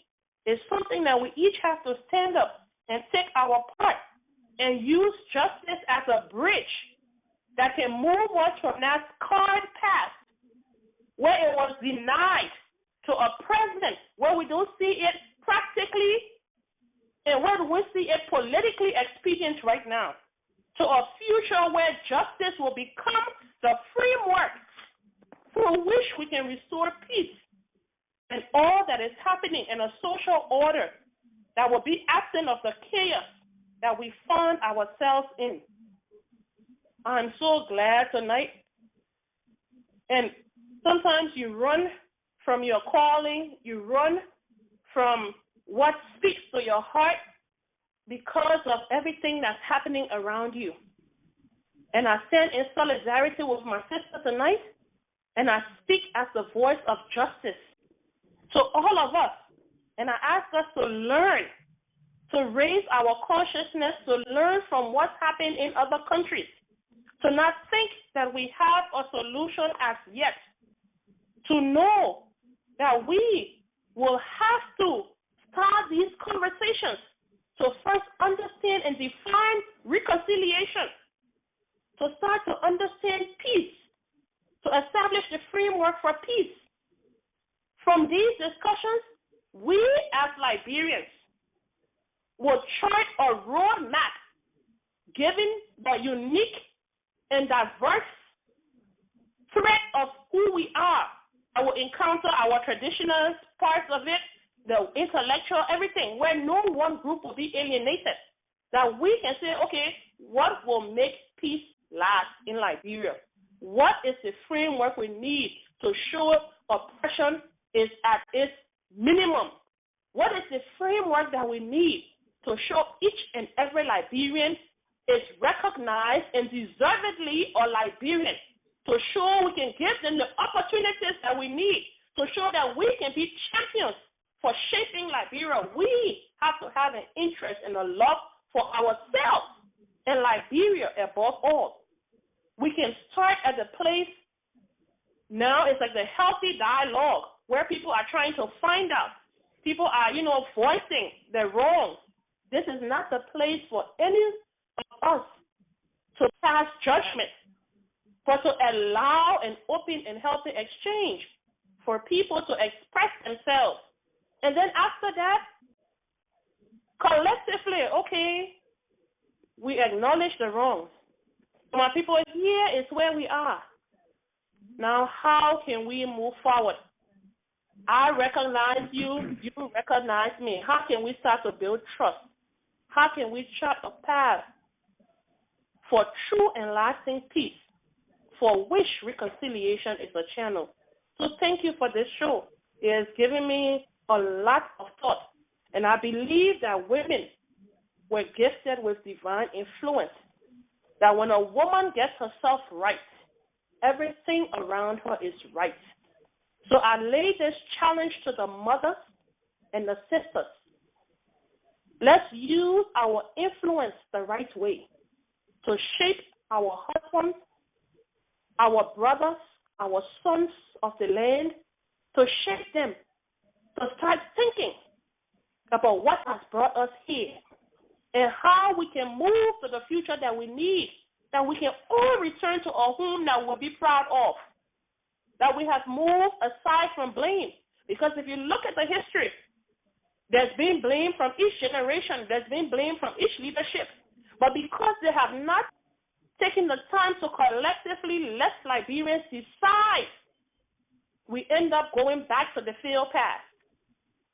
So unless we can start this, I'm afraid we will go back to the past. So thank you. Thank you. Thank you so much, Ms. Doe, I don't know if you have the time to take a few more calls because we are above the time yet. So let's take this one. Maybe we'll take two more from there. Yeah, sure. Go ahead. Go ahead. Okay, definitely. let's take caller 2318. Your name and where you calling from? Your last number is 2318. 2314. Sorry. Can you hear me? Oh yeah, thank you. Yes. Hello. Welcome. Oh yeah, thank you. My name is Anthony. I'm calling from London. Anthony, welcome to the show. Thank you. My name is Anthony Twe, to be precise. I just going to make it very short because it's after 3 o'clock in the morning here in London. Yes, you've been on the line this long. I thought you will have put in a call. You've been on the line since about, let me see, that's quite a long time. You've been holding 2 hours. Yeah, well, this is my first time. I just kind of wanted to, first of all, see the whole thing, how it goes. This is my first time logging on to this program. I just wanted to thank you, Celue Doe, for the brave initiative you are about to take. And I want to tell you that myself, I've worked with people from Nigeria before. Maybe you might not know some of them. The late Governor Hampson, he used to be the governor of the bank in Liberia years ago. He hired me, and I worked with him for a while before your father appointed him to another position. I also worked with Raoul Flan, who is in Philly, and we got here Dr. George Flan, who is also from Nigeria. He lives here in England with us. He's like a big brother to me. And I'm very proud that a little girl like you can come forward to undertake this initiative. And also, I'm happy that I was able to hear from you for extending your hand of reconciliation to the Talbots and Talo Kurangpa. That was very good of you. But if I can ask you, knowing the thing that transpired between Prince Johnson and your dad, if Prince Johnson was to extend his hand of reconciliation to you, will you accept that? If yes, that's good. But if no, why wouldn't you? Thank you so much for your question, sir. I just want to say it's funny that you mentioned a couple of names. It must be a small world, people that I know very well. The late Governor Hanson is actually my sister's father-in-law. My sister is married to his son, Thomas Hanson Jr. Okay. And I know him too. Yeah. Yeah. Deborah Hanson. Mm-hmm. Yeah, and Mr. Flan, I was just in Philly last 2 months ago for his inauguration. So these are people I'm familiar with. So to answer your question, I believe that let me just first state, my faith is what guides me in my life. I believe in the power of God. Therefore, I believe in the power of forgiveness. Okay? Yeah. I will be a hypocrite if I sat on this phone call and said, no, if Prince Johnson ever approached me or my family with genuine and true desires for forgiveness, with an apology for whatever, I will be a true hypocrite and not living and not practicing what I preach. I will forgive Mr. Johnson. I certainly will. From what my understanding is, that Mr. Johnson unfortunately has not exhibited that he is that he's sorry. That because it's sometimes has come up, in things that I've read, articles and stuff. He still sometimes boasts about what happened, and it's unfortunate, because I believe that in order for genuine reconciliation to take place, your heart must be pure. My Aunt Truth just mentioned, we must come forward and start the communication. The dialogue has to happen. And in that dialogue, you can't come and tell and say something if it's not true, if you're not earnest, and if you're not genuine. So if the day ever reaches on this earth that Mr. Johnson reaches out to me or any member of my family, and he is genuine in his desire for peace and for forgiveness, I definitely will forgive. Okay. Thank you for your response. Thank you. Do you have any recommendation, or we should take the final question for God for the night, because we want to wrap up this program? I know she wants to take more questions, but the only recommendation I've got, other people have said that already. That is for her, not to wait for the government, but look for other people around, people who are not in government, to take the initiative to work with her so that they can push the reconciliation process forward. And Celue, I want to tell you, there are a lot of Liberians around the world. There are Liberians in Australia, there are Liberians in Europe, there are Liberians in Asia. So you got to wear to your feet, and there'll be a lot of people, I believe, who will be very much willing to work with you.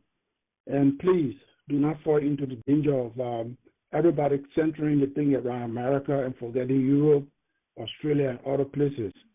If you want help, if you want for people to work with you, you should reach out to everybody. And you'll be surprised that the number of people that will come forward to work with you in this process. Thank you. Thank you so much. We're going to go to let's take quarter 1140. Your name and where you calling from? My name is Chris. I'm calling from Boston, Massachusetts. I want to first commend Mrs. Doe for the courage of being on this call. I was visiting Monrovia last year and had the opportunity to meet your brother. He was introduced to me by Richard Talbot. We were having lunch, and he came by, and they were very cordial towards each other. I was very impressed with what I saw, and also had the opportunity to meet Mr. Prince Johnson at his office on Dupo Road. While in his office, I observed your father's picture, so I thought you all might have reconciled your differences.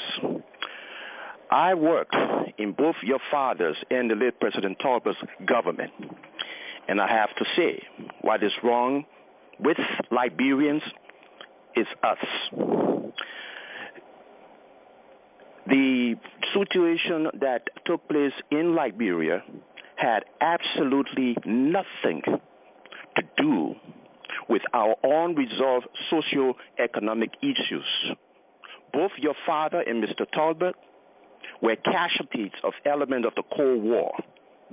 We had both internal and external forces working overnight to have access to Liberia's natural resources. Today is a clear indication. We see what is going on in Liberia. Our resources are being exploited while the masses are bearing unbearable sufferings in that country. And so in order for us to come together and work for one Liberia, we have to put aside the differences from the past. Because the war that was fought for almost a decade and claimed the lives of 250,000 Liberians and brought total destruction to the infrastructure of our beloved country has benefited few people. So I, for one, am determined to make a difference because I was fortunate to be at the beginning of the crisis and got to see what really happened to Liberia. We have been made to believe that it was because of our unresolved socio-economic issues. If that was the case, then Liberia would not be where she is today. We see what is happening in Liberia. Most often in the diaspora wants to go home and make a significant difference. But we have been kept out purposely because they do not want for us to go in our country and change the mindset that is on the ground. So I say to you on this call, all progressive Liberians, we have to let bygones be bygones and go back to Liberia, our beloved country, and work together to make it a country what it once was on the international scene. Because if we don't, the foreigners are taking over Liberia. You have the Chinese, you have the Indians, you have the Lebanese, the list goes on. And so that's all I have to say. Thank you for the time. Thank you, sir. Thank you. Let's see if we can take okay, this caller just left the line here, so I guess he or she doesn't want to have a say here. So Celue, I think we have, because of time difference, it's you're on the East Coast, and most of our callers have to go to work. We have to abide by the time we set here. We have 886 callers with us. That's why Tyler is now with us. Huge callers. So what we're going to do here tonight is we will come to you for your closing statement, and we will set up a time where we can take a time where we can talk about our country. So go ahead and give us a closing statement tonight. Well, first and foremost, I just want to say thank you so much to you, Mr. D-Flow, for the invitation to be on this amazing program tonight. I mean, truthfully, this was very moving to hear from so many people, so many Liberians from all around the world really come on this program to have this dialogue. I mean, for me, it was very inspiring. It was very touching, and I think it was so very necessary. And I'm so grateful for the opportunity, for the invite. And I just want to reiterate what I've said throughout this program. The journey that I embarked on a few years ago on peace and reconciliation, genuine peace and reconciliation for all Liberians. It goes beyond borders. It's not for any specific name brand family or name brand whoever. I am simply trying to reach out to each and every last one of us. All of us are important. All of us Liberians who were affected by this war. I am reaching my hand out to you to please join me on this mission. Come aboard, reach out to me whichever way that you can. Like I said before, I am on Facebook. That will be the easiest way to get in touch with me. Send me a message. Let's come on board, establish this coalition to really start or continue what I've started with genuine peace and reconciliation, and taking it not just in that direction, but so much more, because our country needs us, each and every last one of us. I've said it before, and I'll say it again. We are all an asset to our country. We are all valued members and citizens of Liberia. We can do so much if we truly, genuinely want to. We are all sons and daughters of the soil. Liberia is our country. We have no other country but Liberia. So again, I would like to say thank you so much to you, Mr. Fomo, and to everyone who stayed up late. People are in Europe and Asia that called in tonight. You know, I'm very humbled by your desire to stay on and find that I was, interesting enough to want to tune in. So I thank you so much, and I'm so humbled, and I'm so moved by everything that took place tonight. And I will definitely be open to the opportunity to reappear again and for us to continue the conversation that is so desperately needed. So I wholeheartedly and I humbly thank you. And until we meet again, God bless us all. May God bless Liberia, and may she live forever. Thank you. Just before we go, I would like to say if anyone wants to listen to a replay of this program, don't forget to give us a call at 763-222-9797. That's 9215. We will be able to give you a number for a replay. Actually, the number for replay is 805-399-1099. The password is the same access code I used to come to the show. And to our guest tonight, Celue Doe, former president, the daughter of the former president of the Republic of Liberia, Dr. Samuel Doe. I would like to say it was epic and informative having you on, and we wish you good luck in the quest for Liberia destiny. And for our brothers and sisters that stay up late in Europe and around the world, thank you very much for being part of the show tonight. Wish you guys good luck and good night to you all. Thank you. Good night, everyone.